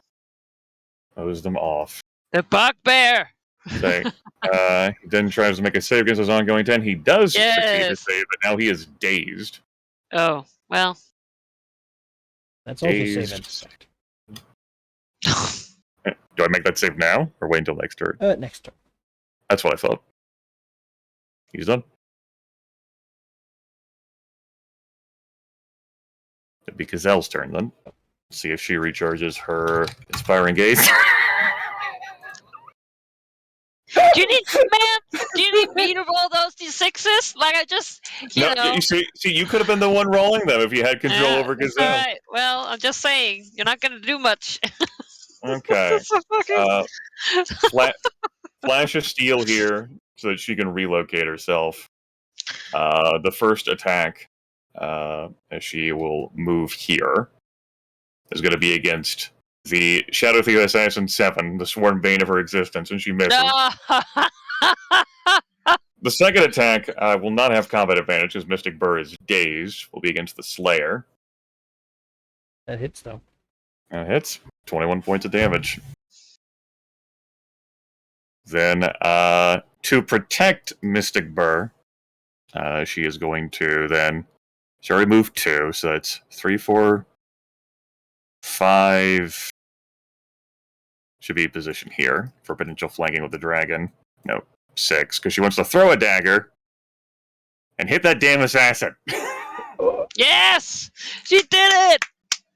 Not enough Woo! the edge, yeah. So much murder Alright. has happened here. The air is full of blood mist. People look very mad around. Unfortunately, Recicatrix's minions don't know how to do anything other than strength and murder. That's the end Yeah. of Gazelle's turn. Cicatrix. Yes, but Cicatrix lumbers over, I suppose. Shifts. Moves. Moves. Doesn't matter. Sad that there's no combat advantage to be gained, but No. so be it. It's a hit. Yeah, 17 damage. Dishing it up. Sustain minor. That's it. Back right back. No. Probably even a miss. Yeah. Charge roll on fight. Yes. Then you have a follow-up bite. Nope. Alright. Mystic Bird. Okay. Mystic Bird dazed has one action. He's got a telekinetic throw. He looks at the Slayer and he tries to throw the sumbitch. And fails. So, Hmm. Can't do it. That's his one action. He remains dazed. so. Gazelle attempts to recharge her Inspiring Gaze. Yeah, looking for that too. Oh, hey, Failed. it's not two. Throws a dagger at the Slayer. Fails. Ow. Comes in and will hack at it with her short sword. It'll be a 44 versus armor class, which will hit and deal an extra 14 damage for a total of 33. 3. That bloodies the thing, which makes some immediate things happen. Oh. The murder beast is bloodied. It goes into its savage frenzy. Reaction: when it is first bloodied, it makes a rending assault attack against each adjacent enemy. Ah. It's 3. So yeah, it'll do 3 rending assaults. First one will be the Cicatrix, then Mystic Bird, then Gazelle. Cicatrix. Elliot. So. Oh lord, because those crit looks like. No. Yeah, maybe not. Oh. We're just using the top damage roll? Yes. 37? Okay. Mystic Bird is Alright. Yep. Mystic set. Gazelle is hit. Ongoing And I'll smack him. 15. Oh, Oh, so close to being a crit. I'm going 15 go. to each. Ongoing 15 save. Yeah. Alright. I'm not going to bother checking on Mark. It doesn't seem like it matters. No. It's the end of Gazelle's turn.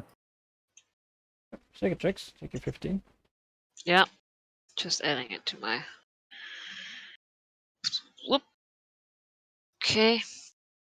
Oof, bloody again. Yeah. Mystic Bird can't do his thing of giving you vigor without, it's a ranged power. Alright. And he only has one thing he can do. Because he's dazed. Alright. Alright.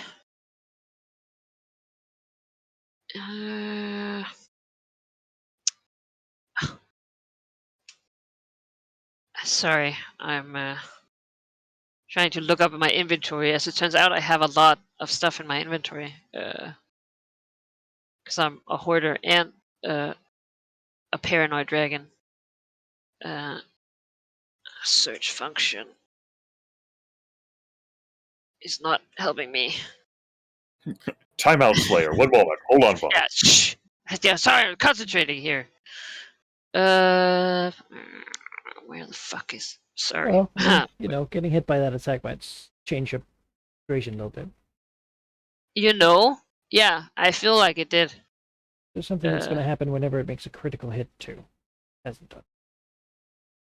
Well, I haven't critted either, sadly. Oh. You've crit the Scom badge, just not it. Yeah.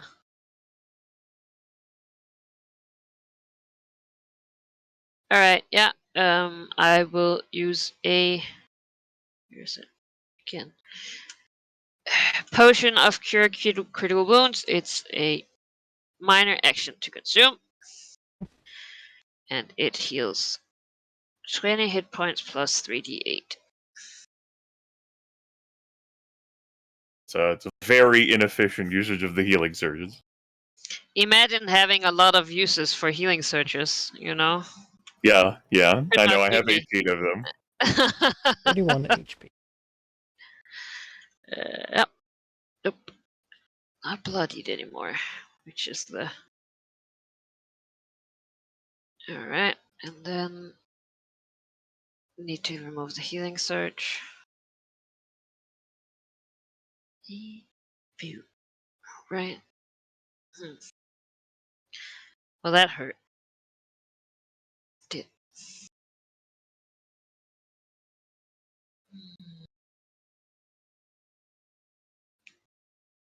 You got a standard action left.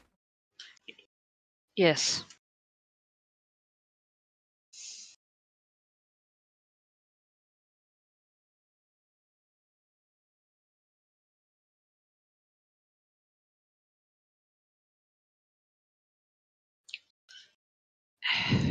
God. You got the flanking. You got. Sorry? You have the flanking. So. Oh yeah, I'm just feeling a little vulnerable here. Mm-hmm. Not gonna lie. Yeah.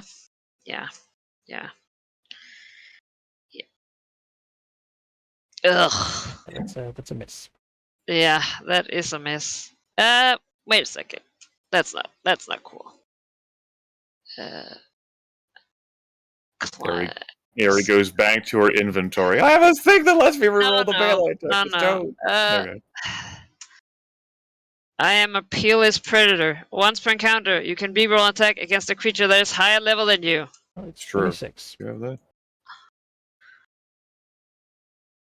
Reroll it.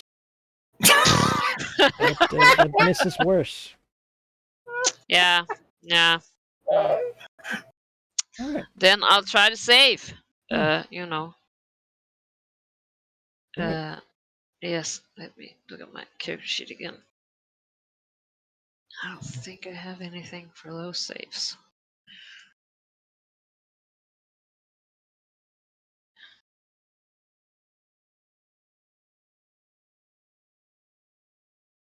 Nope. Right. Throw that d20. Yeah. Nope. Oh, you can take some terrible claws. Ow. Nope, I don't. That doesn't hit. Right. Oh, wait, it does. Okay. Well, wait a minute. Let me look at my armor again. I do think I have to hit to get my concealment. I believe so, yeah.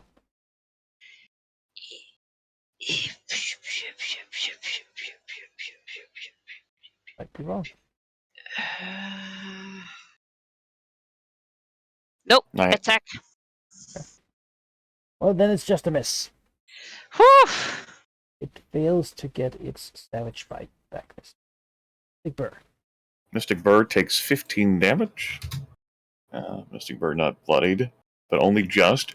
So Versicatrix, you want him to risk life and limb to fill Versicatrix with psionic vigor?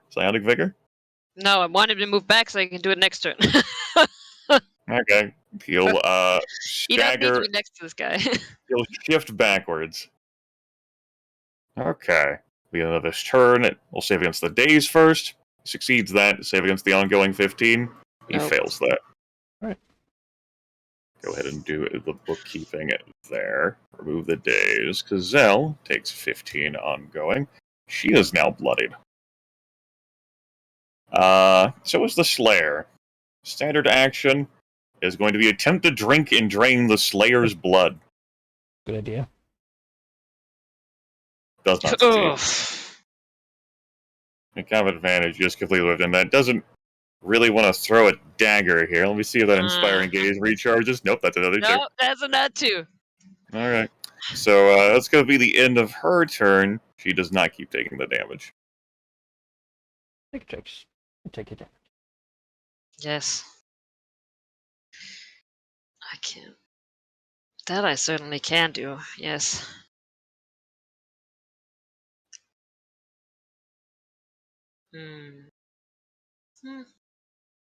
Stand minor.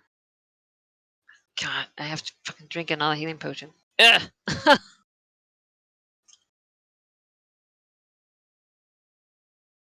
Yeah. What else do you have healing searches for? Right? Yeah, I mean, I prefer not to die. I like that, you know. Ugh. Can't remember the last time I drank a healing potion. Like, Jonas through Toraxos and Sheep through Valignant have gifted me some, and I've used those, but I've never bought one. Must be nice. I just spent 10,000 gold. Yeah, well, I spent the 500,000. I spent all my healing potion money. That's Grabbing fair. a mountain and so on. Yeah. Skip the dungeon. Yeah. Alright. Come on. Finish it. Miss. Half damage. 12. 12 damage. Well, yeah, that makes me sad. Shifts down. Makes Reach perfect out. sense. It's bite. I mean, it wants to optimize people adjacent to it. And then it bites after Cicatrix. Nope. Still no crits from it, even though it's a pretty damn good chance. Mr. Burr takes 15. That has the same chance as me. Yeah. Burr's now bloodied. Burr looks at the body of V-Kang, looks over this giant thing. Doesn't fucking know how to work with that. Shifts back over here, looks at Cicatrix, and standard action. You may spend a healing surge to regain temporary hit points equal to your healing surge value plus 30. Thank God. Thank Burr. Thank Burr. His powers are not divine in nature. They're Currently, psionic. yeah, very much. Currently, there's god powers here that are not being very nice to me. So, absolutely Don't right. you want to kill the gods? Well, yes. That's your epic? Yeah. So, Yeah. there we go. That's Oh, the end I of... forgot to make my save. Tim. Alright, yeah. Don't worry. Let me roll another one here. Yep. No, that's two. Speaking of saves at the end of Burr's turn, he's no longer taking ongoing damage. Because he's elite and gets a +2 to his saving throws. Must be nice. Gazelle, still has combat advantage. Her Blanket of Mist doesn't say it doesn't work in sunlight. So that's good. She doesn't want to be reduced to 0 hit points, but she's got that. To retreat back to her coffin that got a hole here to Baldur's Gate. Short sword against the Slayer? Ah! Hey! That's a hit. 20... A crit, in fact. A crit for her on that, then, is... Short sword is 2d6 plus 12, so that's 12 plus 12. Plus 12? No, plus 24. 48 points of damage. 48. Wow. The short sword lands true. Dealing with all these minions, that's not her thing. No. This combat advantage here, that's where she's Oh, at. yeah. Yes. She could not drink blood, though. She ends her turn. After she... Hold on, one moment. Huh? Oh, I want to do something when she hits. Oh, okay. Then do it. Yes, sorry. Just character sheet. Scroll. Roll another damn 2 on her Inspiring Gaze recharge. Oh, shit. Yeah. This. Scorpion Strike. Strike. Right, An well, allied go ahead. damages a foe adjacent to you. Okay. Still 20 damage. I can shift. We are already flanking though, so Alright. that's fine. Okay, so now you can take your ongoing. Yes. Okay. And remove himself. Yeah. Yes. At 53 temporary HP. Yes. Boop. Alright. Now I'm out of everything. It's Hacha. Hacha! You deal an extra 7 damage too. laying into this creature. Creature of ball. Yeah. Yes, and my Bloodhound Bracers. Free action! Trigger! Wait, nope. That's already too late. Sorry. Maybe it gets to do its thing. You get your saving throw, Ari. Oh. Don't forget that. Fuck. Yes. Hey! Shift here and rip Terrible Claws at Gazelle. Oh yeah, Gazelle's hit. Hey, that's rude. You seem happy to come to it. Yeah, Burr's the one teasing it by backing off. Alright, it's Burr's turn. I'll allow him to shift back and then move the fuck away. Burr does recharge his telekinetic hey. throw. Mystic Burr looks at the Slayer. He's not deterred. This is the power that he was granted. This is what it was for. Attempts to telekinetically throw the Slayer. 37 versus Will. Well, that just hits the reduced by 3 will. Okay. That is 21 So damage. That'll be 21 damage plus an extra 11. So 32 damage total. The Slayer is slid 3 squares up north, knocked prone and dazed until the end of Burr's next turn. Oh my god. It comes at him, swinging his many No, limbs. my Burr! Turns around with just Jedi mind push and just sort of... That's right. Burr delivers the Slayer back to the dragon. That'll be the end It's of beautiful. his turn. Gazelle looks at the Motherfucker. dazed prone foe. See if she can inspire. She can. Hey! In order to.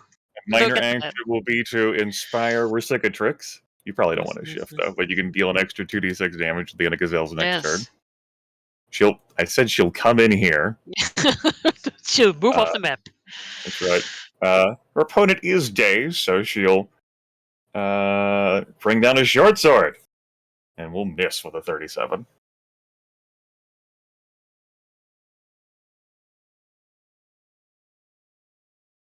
It is your turn, Black Dragon. 41?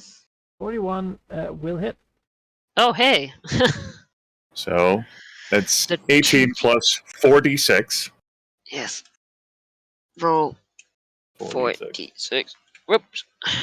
It's 34. And sneak attack. 34 plus 23 is dead. Hey! Crush the demon. It falls down and turns back into the person whom it is.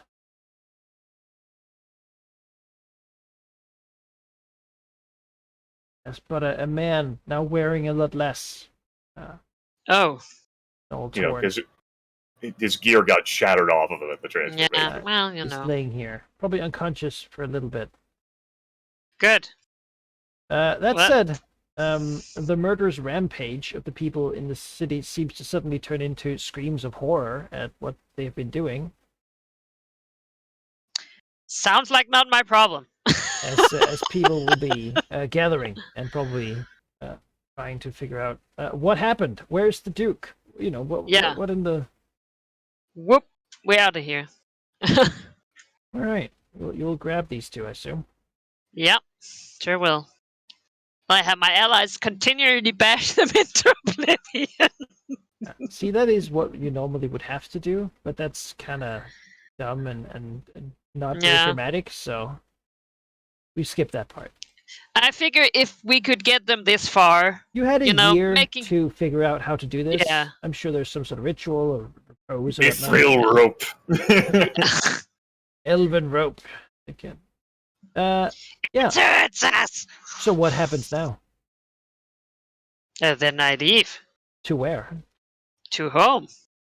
The long trip. It's a long trip. Yep. Well, because I need to do research in order to figure out how I extract it, right? Like, Well, that's basic. I don't know. I think you have that. You've got your soul theft ritual that you picked up from the Book of the Dragon. Oh, You can stick it Oh. in something. Receptacle. well, then we'll go, I guess, to my house here. The forest, yeah. Cabin, whatever. Old Yeah. mine that Yeah, prepared the cloakwood. What's the component cost of the soul theft? yeah. That's a good question, Manakai. Mm-hmm. What receptacle that you may have prepared are you putting it in? Putting them both in. Separating them individually? You wouldn't want to combine them, would you? I probably They want to be separate. combined. Yeah. One will be, so it can be any like object, right? It's technically like an expensive object that you craft, but yes, you've had a year to prepare, so I figure you got that. So what you'll have to pay for the soul theft Mm-hmm. is 15,000 gold a casting. Yes. That'll be done. 30,000 total. And That's then, basically preparing your receptacle that you're putting them in. yeah, And what do you want to put them in? yeah. I think. I had the receptacles prepared in the Giant's Run Mountains with the grand ritual, and now they are the most See, ornate things ever. I was like, what? Because I think Visicatrix's first thought would be weapon, just because that is what this is about. But then that seems sort of like not very practical. Well, it's just a temporary thing until you can do something else with them, right? Yes. I think. Yeah, I think in 2 daggers. All right. You know, I'm she in gonna her have to mind, she charge will you- in her mind she'll be like, I can dual wield. I'm gonna have to charge you 5,000 per dagger. Repair them. Yes, that's fine. The equivalent of what devils do with like soul. Basically, it's Yes. just in there. Doesn't really have a function. But Yeah. they do seem to want to stick together. These two souls seem to want to combine real bad. Yeah, well. Yeah. Okay. and Yeah, let me go then home. I suppose you try to run away. Yep. Like- My work here's done. Leaving this city in quite a worse state than when you. Sethaston will say that he actually, he finds like a lot of interesting stuff happen. He wasn't there, he was Mhm, like mhm. doing things in the outskirts of town, but he heard it, felt the little thing, and then he ran away. I think she would like seek him out, right? And then she Yeah. would be like, I wasn't here. No, That's he- your you know, job. He was at the compound. So Yeah, no, ostensibly I'm it's just his saying, like, compound. But, He wants to stay here now. Yeah. what he needs to do is make sure that I wasn't here. Of course. No, Yeah. he has no idea what happened. What he does know is that now there's going to be a power vacuum, Yes. or a lot of them, or some sort of civil war. He's not sure, but something's Mhm. going to happen, and the Black Dragon can profit. Yes. Have fun, man. I love that when he first came here, he was like, "Oh man, this place fucking sucks. I can't wait to leave." And then last time he was like, "Maybe I'll stay," and now he's like, "Yes." Well, the situation in the city has changed. Yeah, it's The drastically. adventurer Yes. king is gone. There is Mhm. not really a declared. Structure. Yeah. Yeah. Yeah. We fly. Well, we travel homeward, I suppose. Yeah, a long journey. Now Yeah. with a couple of daggers, right? But as it turns out, no one's really in the capacity here to follow you. No. So yeah, Continue using my black network. You know. Do shady biz. you will also hear the news of storms in the north Mm. and things happening, but maybe your mind is somewhere else. Not really. Yeah. Perhaps too concerned I with feel what like happens I to the have dwarves. flurry, some kind of not storm maybe, but like anger stuff in of godly proportions in a much closer vicinity right now. Like I think that you know probably just occupied with not having these two staggers fused into one. That would suck. Um, yeah, you will get back to Westgate. Sweet. And you'll reach there, being a dragon and traveling quickly. Shortly after you get there, you hear the news of a terrible, terrible massacre in Baldur's Gate. Yeah. Oh no. Still not sure exactly what happened. No. You know what? My heart goes out to those people. Yeah. It was I know. bad. You probably also hear the news of the terraforming that occurred Yes, you can see near it. Red and Sear. You fly past the. Oh yeah. There's Like no what the longer fuck? a mount there. There is a Uh, burning pyre of things with strange mushroom things growing in it. It's a whole. right. Wow. Oh. There's a lot of like giant, large locusts, like eating everything in a large mile around it. Yeah. All right. No blue Well, fire though. No blue fire at all. which? Oh yeah. Yeah. I think she like stops for a second, and a lot like takes a lot right now to distract her because she got what she wanted, right? And she's eager to go home and experiment. But she would stop there, like look. All right. Nope. Like what the fuck happened? And look down. All right. No blue flame. Then her eye will slowly creep. Like first you look over to the Earth mode, right? That would probably. Her first thought goes with Lignith, but he's not here. And she slowly moves her gaze over to the forest. He's like, that. I mean, that. I mean, surely it must be something with Emmy. Like, I'm sure that this didn't just happen to fall here. Uh,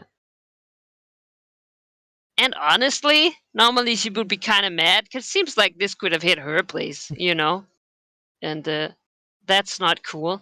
But right now, she also got two God Sparks. So uh, I think the dragon sort of is a bit less fair about it. She's like, okay, well, I mean, the eel fort still stands. Yeah, I And mean they can tell her exactly what they saw. yeah, well, she doesn't have time.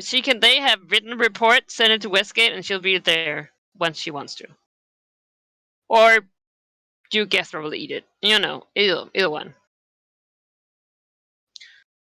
Yes. And then she'll, go be a creepy mage and experiment. Yeah. Well, if she's looking to make something of him or put him in her head or something, sounds like a very difficult thing to do. It does. Fortunately, next year there's going to be a planar alignment in the valley that allows rituals to be cast at much higher level Ooh. than otherwise possible.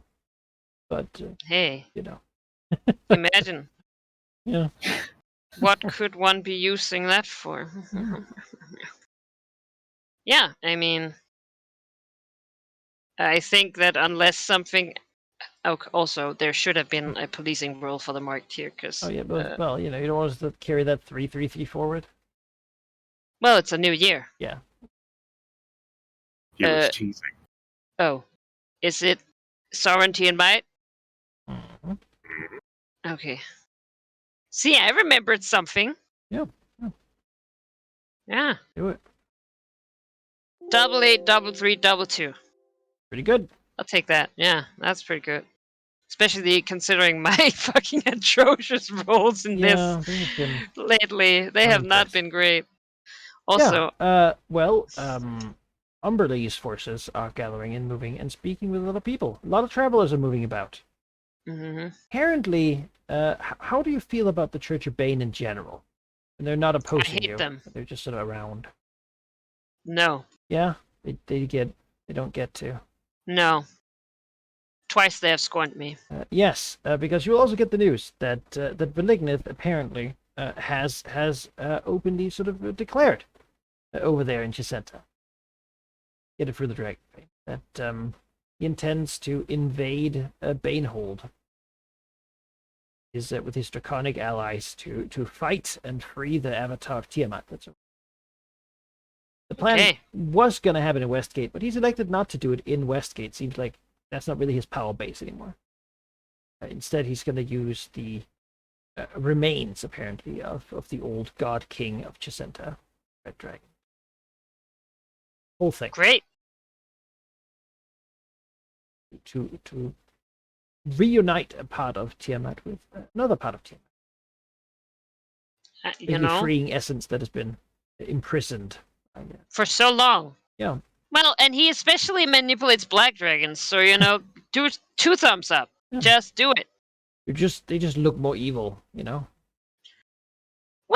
that's unfair. So just because the book says that we're the most tyrannical, that's stereotyping right there. System Murder Dragon. Yeah. Yeah, the Cicatrix is good. She'll after she has studied this, right? And it's like, okay, this, like, I imagine because she has done, like, the research, is like, yeah, she knows the theory, but there's that, like, how? Like, I don't... Well, and then what? I'm curious to say, what is your goal with these divine souls? Yes. That is a good question. I want to somehow steal the power for myself. Almost as if transferring the essence of one soul to another. Yes. You know that is a possible. Oh, that's a bad idea. You've had it done to yourself. Oh, yes. Frequently. Well. By a Thayan wizard. So, yeah. That's basically the same sort of thing you want to do. Now, unfortunately, you've consumed dragon soul. Yeah. Empower yourself, and this would work much in the same way. You have access to them. Now, these ones are a bit more complicated, and you don't want any. Ideally, not their personalities. No, definitely not. But you know what? You don't have to learn how to do that. Big mythic time in the mountains lets us handwave a whole bunch of that stuff. If that's what you want to use that opportunity to do. Yeah. Yes. To get some divine soul potential. And I think that's what I was saying. Like, I think she would be busy researching until she realizes that, like, she's gonna need, for this not to horribly backfire, she's gonna need, like, she can't do it now, right? She can get ready, but she can't, like, do the thing now. Now, as to what would it do to have a divine soul, what does that mean? Well, it gives you more essence in practice. When Yaphel's ritual tries to drain your soul, you would have nothing really happening because you have plenty of essence. Great. To be drained. At least it would, technically Yaphel's ritual would keep ramping up, right? Every time it happens. But it would have to ramp up a good number of times more before it begins threatening your life again. Well, currently, it's pretty close to consuming a dragon if you don't, eat another dragon. Yeah. So that's one benefit. Beyond that, of course, you would have part of a divine potential, which means you would technically have a claim to a a divine domain, that being the divine murder. Now that does not mean I you was gonna ascend or say that's anything. yeah, If there was both the claim to divine power and actual power infused here, you would have a god, right? That's not the right, case. yeah, These people weren't gods; they just had the potential to become them, yeah. if empowered by some other force. Yeah, and that's what you would gain, right? Now, this was probably not what Baal wanted to happen there. Probably not. No. Seems like Yeah, seems like yeah. Because I find myself like I can take these souls and gain power. Mm-hmm. If I combined them, what would happen? Well, they would probably become sort of a mixture of themselves. But what you interfered with and what you just did was a whole lot of murder. So Mm-hmm. there might need to be more to grant divine power to just a couple souls, right? Right. Whatever is remains of Baal, it's very little, very very little. So if you put these two receptacles together, you release them ritualistically while committing a couple hundred murders, Mm. maybe even some of like important, powerful people. Yeah. That might empower them enough to reawaken a weakened divine being. Yeah. Which was what these people were trying to do. Seems like that's how things were going, though they might not actually Yeah. know what they were trying. No. That was him.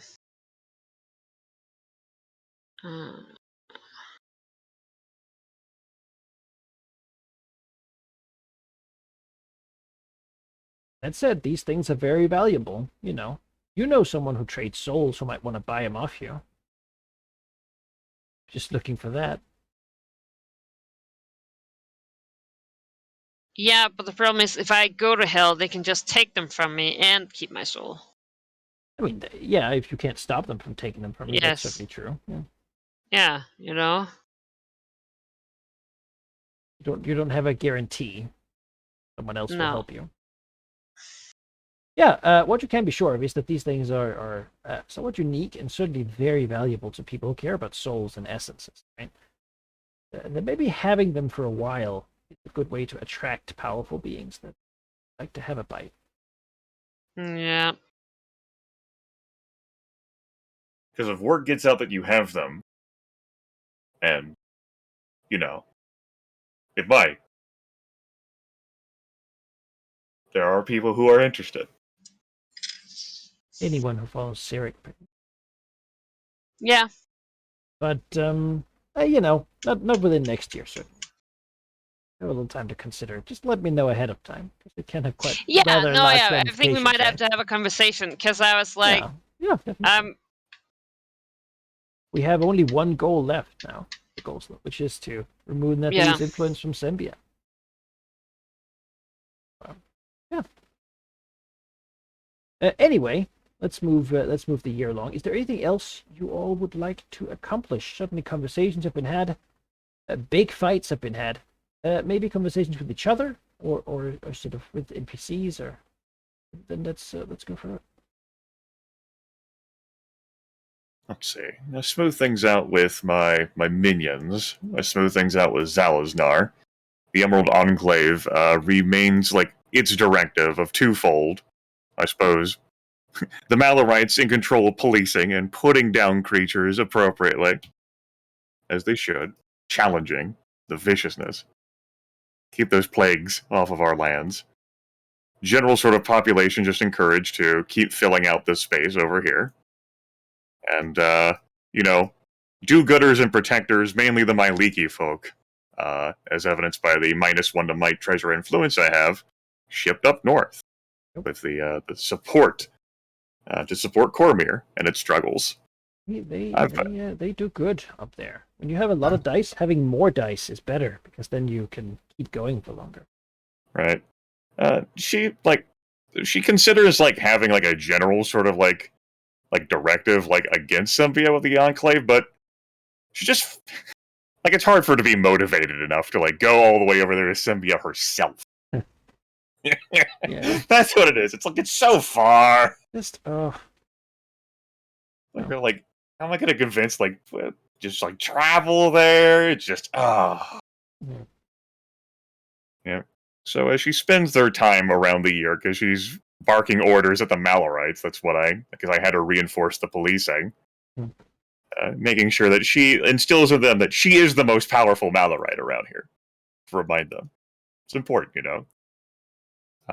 Just thinking about, everything in this region worked well when she had like someone else to point them at. Thayans, undead stone giant, aberrations. And so, in that typical, leader fashion, who do I direct people against next?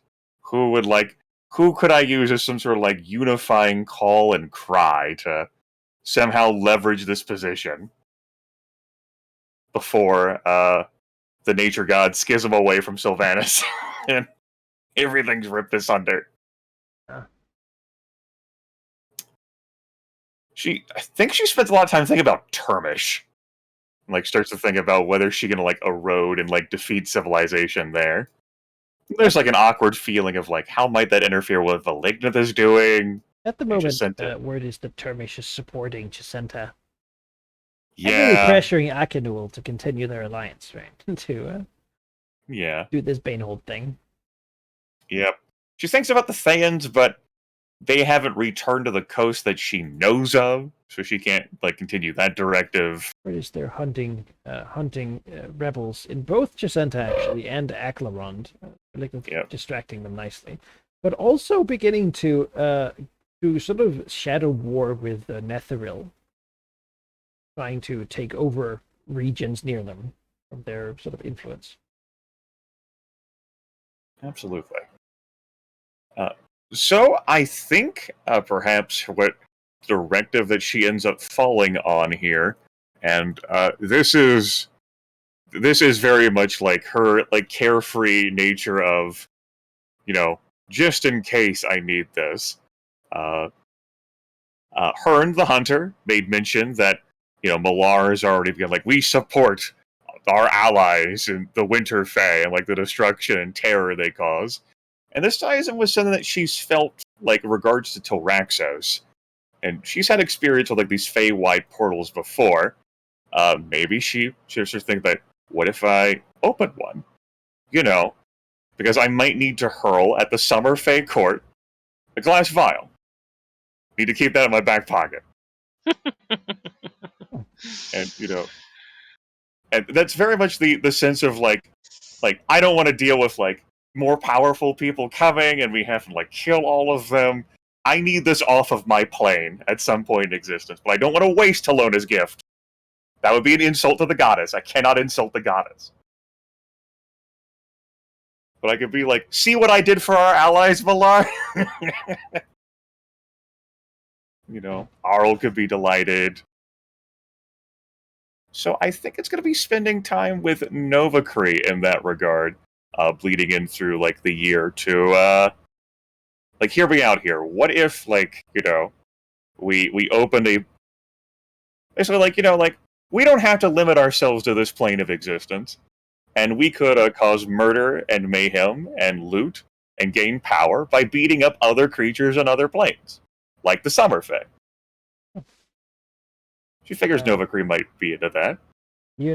As it turns out, Eladrin can use the Fey Passage ritual without component cost. So, specifically noted ritual description. So, that's disgusting. It is, to him, that would you should feel bad. Trivial to go there. It's a level 6 ritual, so it's not even. Yeah, he it's just crashed in it's Earth the mode. It's the easiest way to go to another plane. It's the Feywild. especially in a prepared place with like standing stones and stuff, which certainly this forest has. You want to go to the Feywild, you can go to the Feywild. It's basically what you'll get from your time spent looking at. Okay. Then I think, then with that, how many people can he bring with him to the Feywild? Is it just him, like with his like ritual without protocol? You could like open a door basically, like into the. I mean, it's a weird place, right? It's a massive, elongated place full of life and weirdness. But like, if he wants to bring a bunch of people with him, he could. Okay. Then I think then what she is going to do then, as I now look up this Fey Passage ritual. Oh, okay, that's what it is. You just sort of make All right. make a door. Yeah, no shit. You transport yourself up to 8 allies. Special, Ladrin. Do not have to pay the component cost. They mentioned. Yeah. Arl is one of a member of the Alliance. This is a way she figures to burn like the murderous energies of the Malorites here to go butcher some Summer Fae. I think that's what she's going to spend the rest of the year doing, like orienting a plan so that she can identify and pluck out troublesome elements and her own company, and much as she did with the Myliki worshippers, throw them somewhere else. Oh yeah, to raid the land of summer and spring. To raid the land of summer and spring. That's what Malar would bring bodies back here so that all these good Fae can be sacrificed upon the altar. Yeah. Yeah. That's what the world needs. I guess that's what my next goal's gonna be next. There. I'll show that Paladin O'Banion whether I'm good.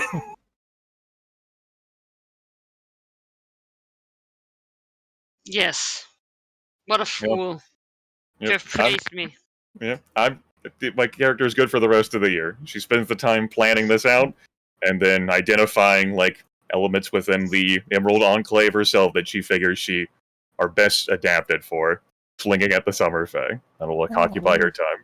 Weird thing about Sylvanas is that he'd be like, oh, all right. I mean, you did some good things. Now you can do some horrible things. That's fine. Yeah, That's I gotta keep balance. Advanced Dungeons and Dragons, the dungeon match guide, especially like stress like a druid may help like a village, like resolve a null problem, but may switch to the side of the nulls to prevent the nulls from being completely eliminated if the town and the adventurers got too aggressive. That's everything in moderation, in sort of an extreme way, including health and nice things, is Sylvanas' way. He just thinks he basically lives his existence like a model train guy, right? He just wants the world to be really neat, have a lot of cool stuff in it. Wants everything to be there at once, like sharks and sailors, and he wants them both sharks and sailors. So the sharks can eat all the sailors, the sailors can't kill all the sharks. Oh yeah, well, this Slayer of the Impossible and Elder of the Emerald Enclave can certainly follow that. Look at this neat dragon. I'm making things interesting. See, I could have just killed Nobanion or eaten Nobanion or sacrificed Nobanion. Give him a shot. Except for like Far Realm stuff, that's gotta go. That ruins the whole. Yeah, no, we're not giving that a shot. Limits. Yeah, really, it has to be like living and green, and ideally, maybe like a little sparkly. Yes. Yeah. All right, so that's what's happening down there. Yep. What about in Westgate? What Secretary is doing research? Is that the?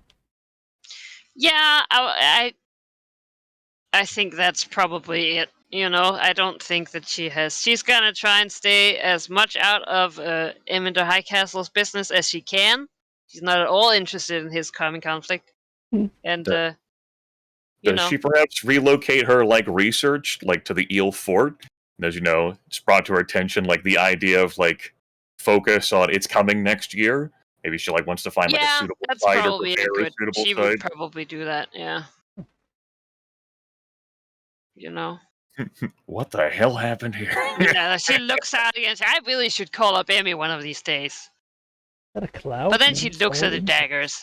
It's like, well, you know, Maybe Is next it? year. yeah, that's It's kind of like when nothing you look happened. at the. Imagine when you look at your reflection in the blade, you see like a pair of bloodshot eyes looking out.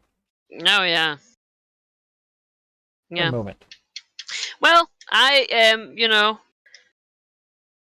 as a player, not sure if I want to eat the divine spark or myself activate it and hopefully gain some favor by doing that. But Mhm. I don't know if that would be the case. I mean, Lord of Murder might also just murder me. So, Probably not. You would be so like the first of chosen. Like basically, like you have brought this god back into existence. yeah, but did I just interfere with it?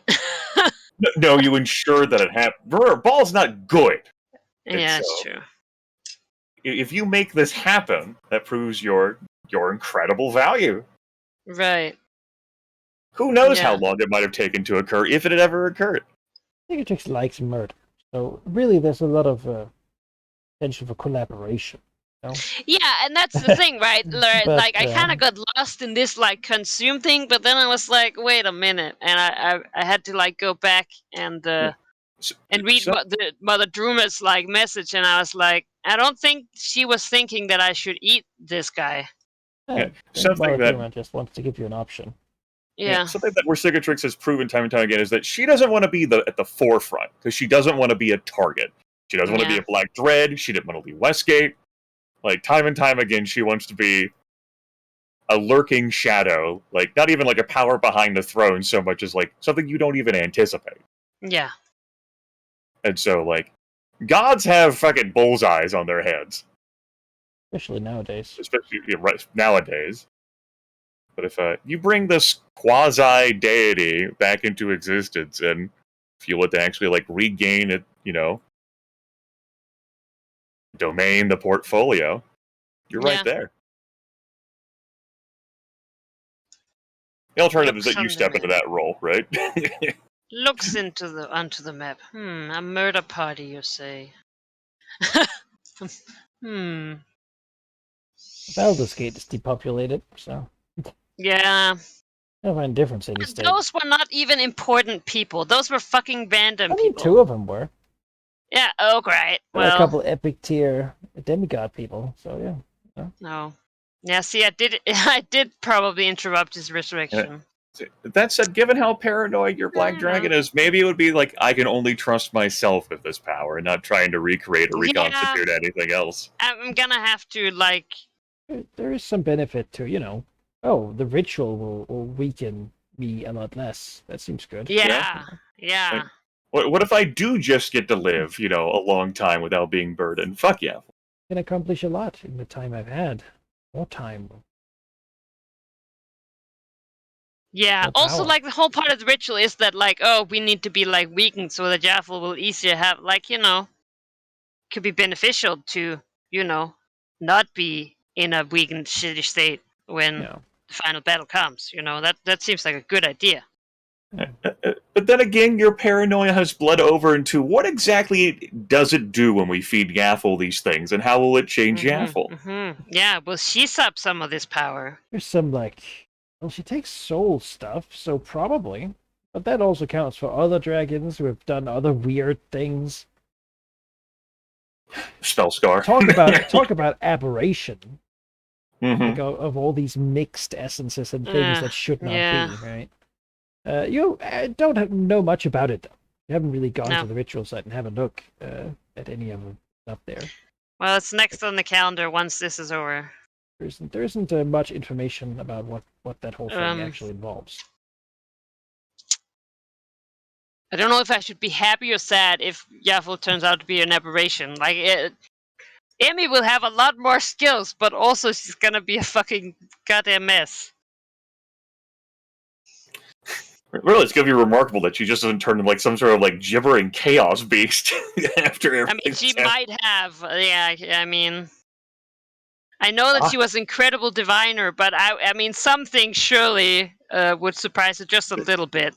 I have returned to the site. I have reawoken my true form. I have... Vomits Squeak! tentacles. Yeah. I Oh, mean, that might very well happen.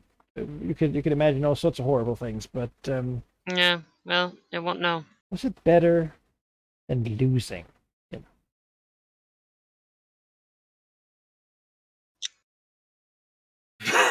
I mean, Whatever she'll be more it's got a powerful than point, she was. right? And that's the thing with Vasicatrix. I on one hand, she wants power above everything else, right? But she also wants to sort of like it needs to be her power, right? Like Shar could give her a lot of power, but then Shar would take her like she would take the reason that she wants the power, which is she wants to kill Yaffle, right? And it's not good enough if she's like some drained husk of Shar's that's like, yeah, sure, we'll kill this person, but that's not satisfactory, right? Like that takes away from the joy. So that's not okay.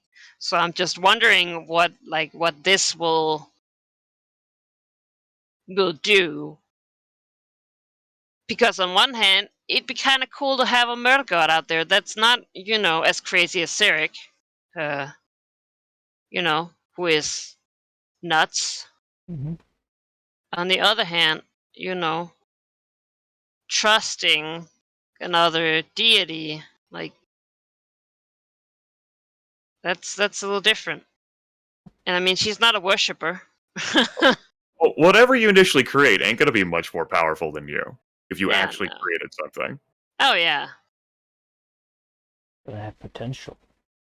It has a potential to become grand and glorious. Yeah, but I could have the same potential. Sure. You could, That's with all the benefits and drawbacks. That's what you have accomplished, yeah. Yeah. Yeah. Well, So I guess that's your thing you have to decide next week, before next week. Do I want this in me or out of me? That's what I'm saying. Just like, it's gonna... I think she would probably take it for herself. Sure. Just again, because, there's a guarantee that she'll gain power from that. There it is. Also, I like that it didn't occur to her at all. Like before, like, oh wait, maybe if I want a favor of this being, I could just like let this happen and like shed more blood. But it was like, no, I'll murder these people. These people are my enemies. So she murders the enemies, and then she's like, wait, what was the plan? Really, there's another route where this thing turns into a slayer and you just keep feeding it. Like, timeout, hold on, whoa. Yeah. Wait, what was I? Oh. Can we just go back to the beginning of the session? 10,000 people died in Baldur's Gate today. I mean,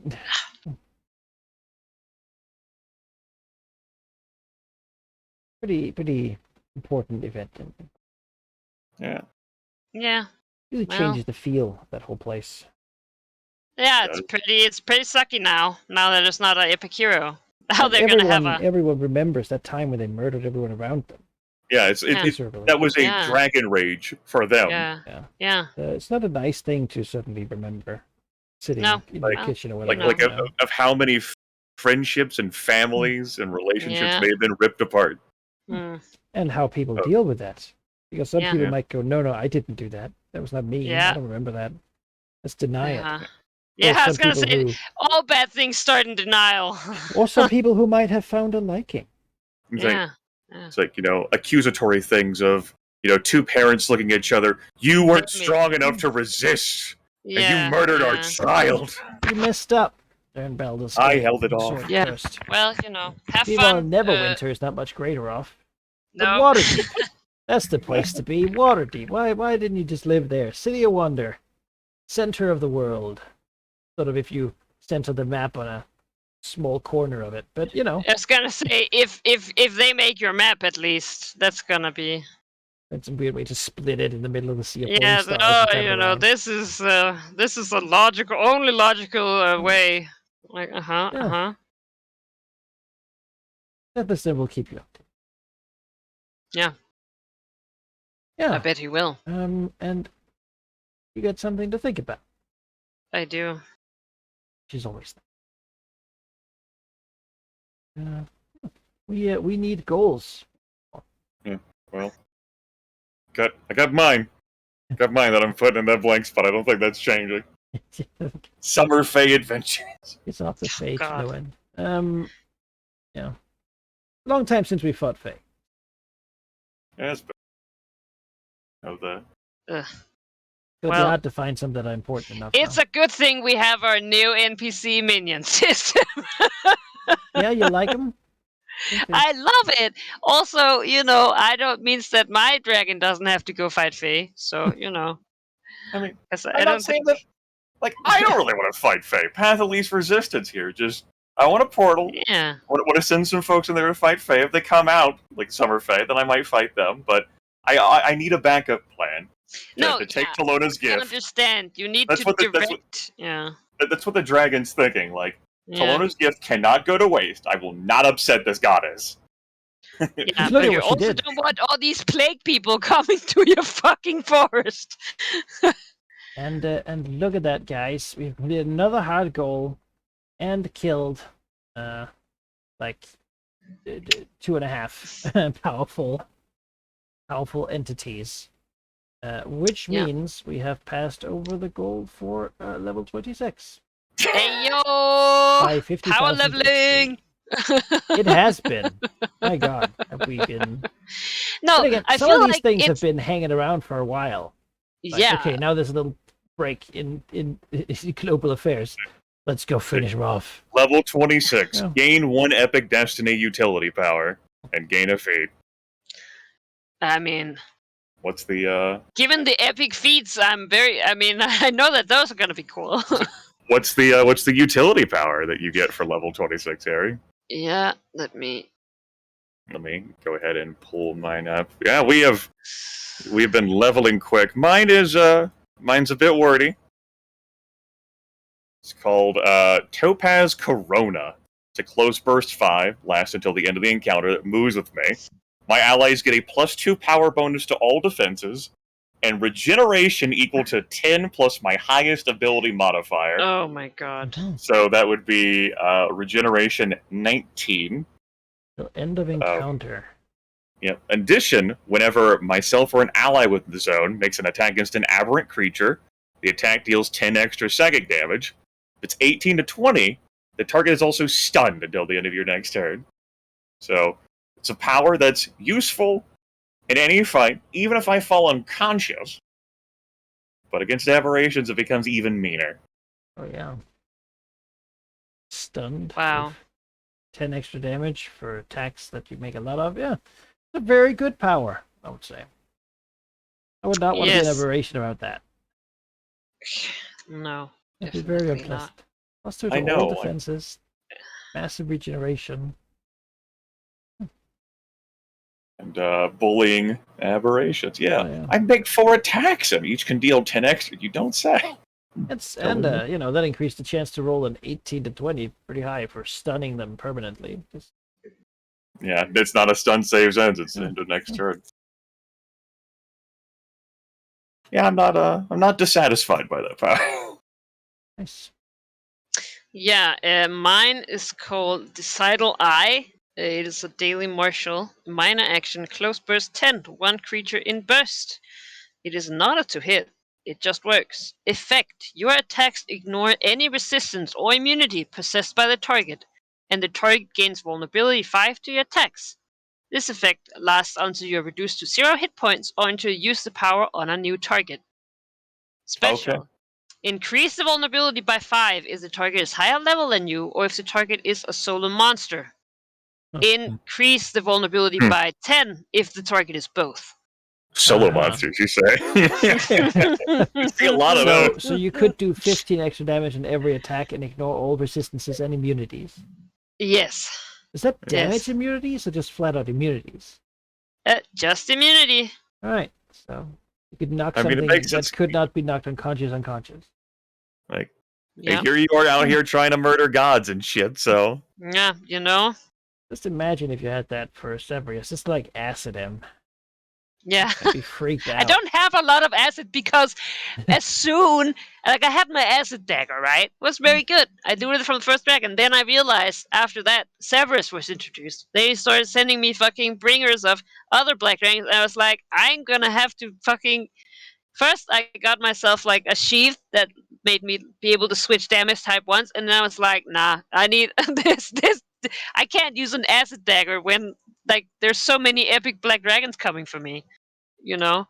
It's just not practical. A lot of things nowadays have a couple of resistances. You know? Not necessarily because you guys don't do a lot of like you do psychic damage and then mostly Yeah, just I like do untyped. punch Yeah. stuff, right? We don't notice it too much, but a lot of things happen. No, yeah. All right, Ari. The next thing we got to do, we should probably do this before we scuttle off for the session. What are we doing with these magic items we got from Severus? I'm wearing the breaching gauntlets. Yes. We have the Assassin Bane armor, the Assassin's cloak, and the belt of sacrifice. The Assassin Bane armor and Assassin's cloak could be given to like NPC minions. The belt of sacrifice wouldn't make sense. Yeah. Man, now, if Sorry, you're I'm looking for a if you're looking for a buyer, it ain't happening. Like these items are, like they cost a lot. Maybe if we had the Thayans, Yes, convert because them we in- want them to have items. or could maybe trip you to could end up Waterdeep. using these magic items to be converted into residuum or something to fuel your ritual, and you might even get like full price. I don't know. Yeah, I'll they're just not very useful, and especially Damn, since hold on. they might only get like the ability but not the property, then it's like, you know, then those items are really even less useful for them. Like, let's see if I can find it. Grimmith, we talk too much. There's like, like where are the fucking items? Grimmith went be right back right now. Oh, so where are the items that I think them were in there. given to They're up there us? somewhere. Yeah, All your look, we have a very. No, all right. No. Have I missed them? Has it been deleted? I doubt that.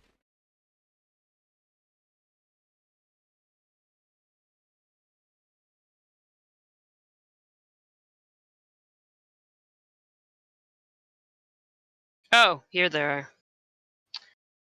It's because they were linked files. I looked for pictures.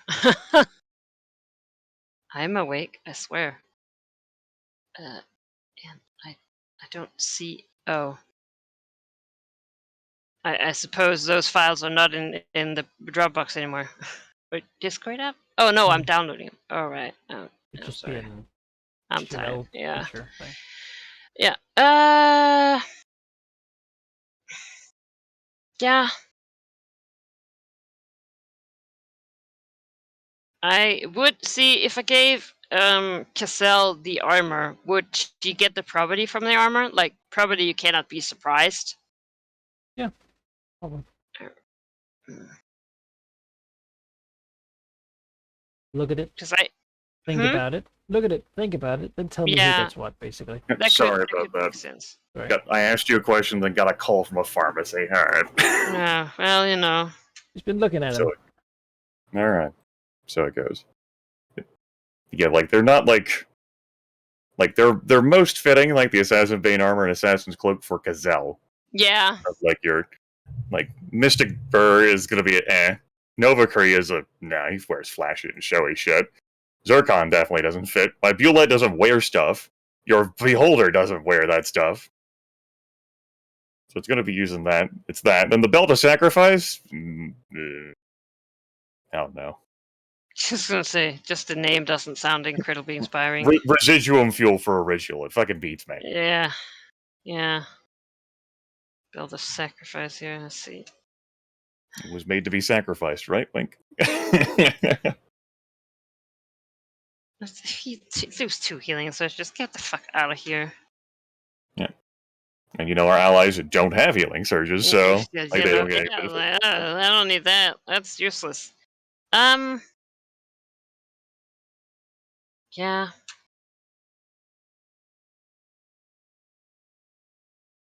Let's see here. Disenchanting a magic item, of course, turns into a quantity of residuum valued at 1/5 of the item's price normally. And that's residuum that you can use to then do something with for like a ritual.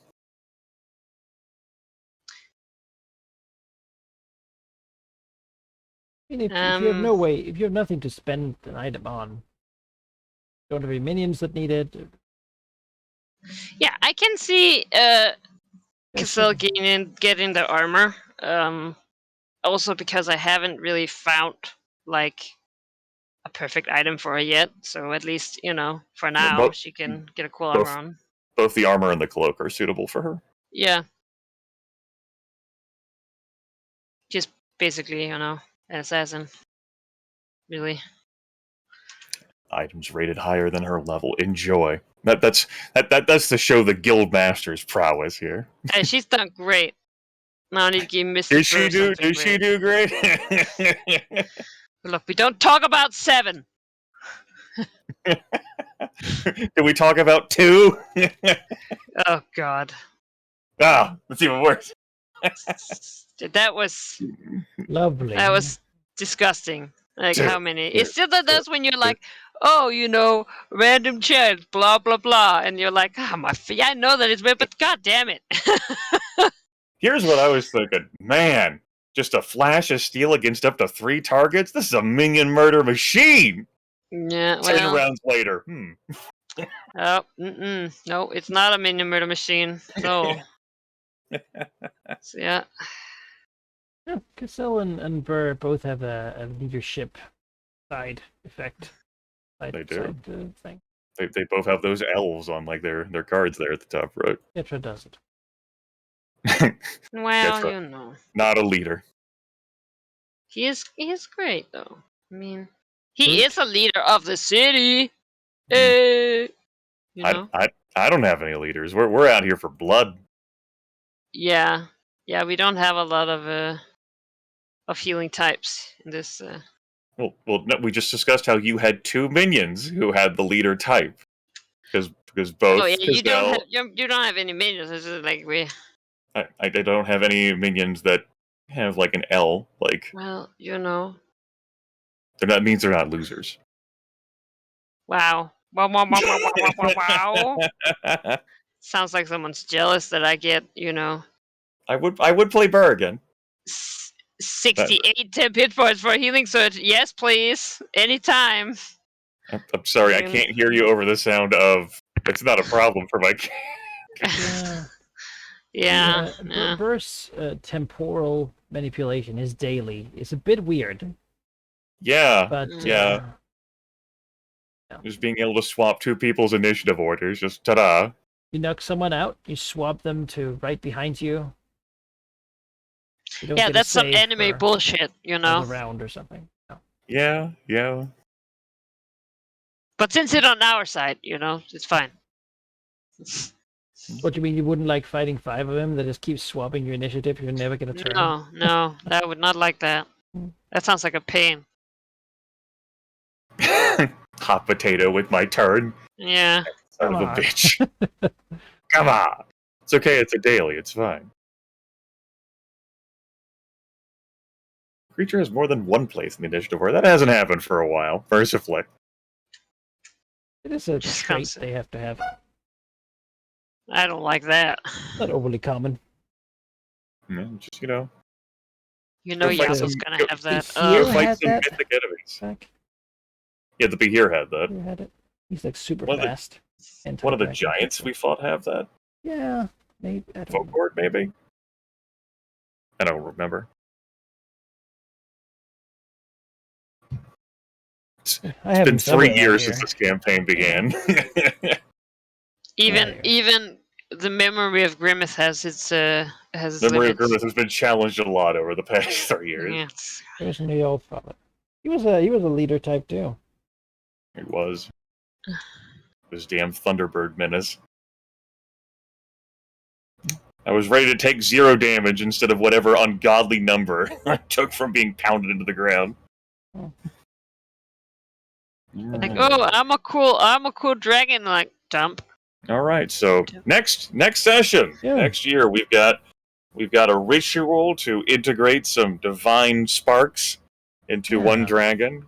We've got another dragon thinking about poisoning the entire Summerfate court. Yeah. And What then could go whatever the world can throw at us. Yeah. Welcome to Dredge the Dragon Coast. Yeah.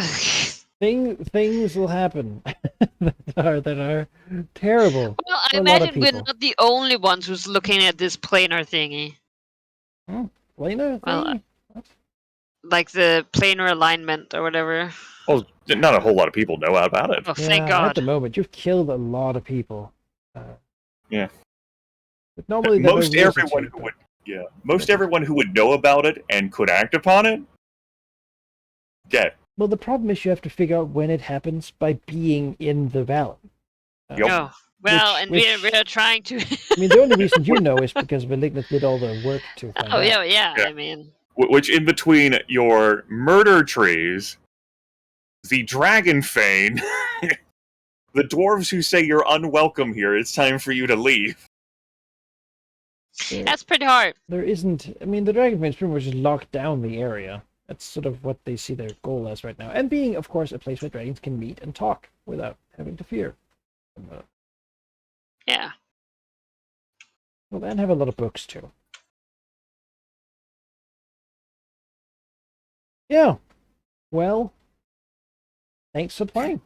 Yeah, Thank good job today, Aaron. Good job. You did it. Good job with you. You were not punished for greed. Good job. Right? And we're looking around like, man, if this motherfucker crits me. Yeah, max damage and then a follow-up attack with a pretty good chance to hit for a lot of damage. Yeah. But then You didn't.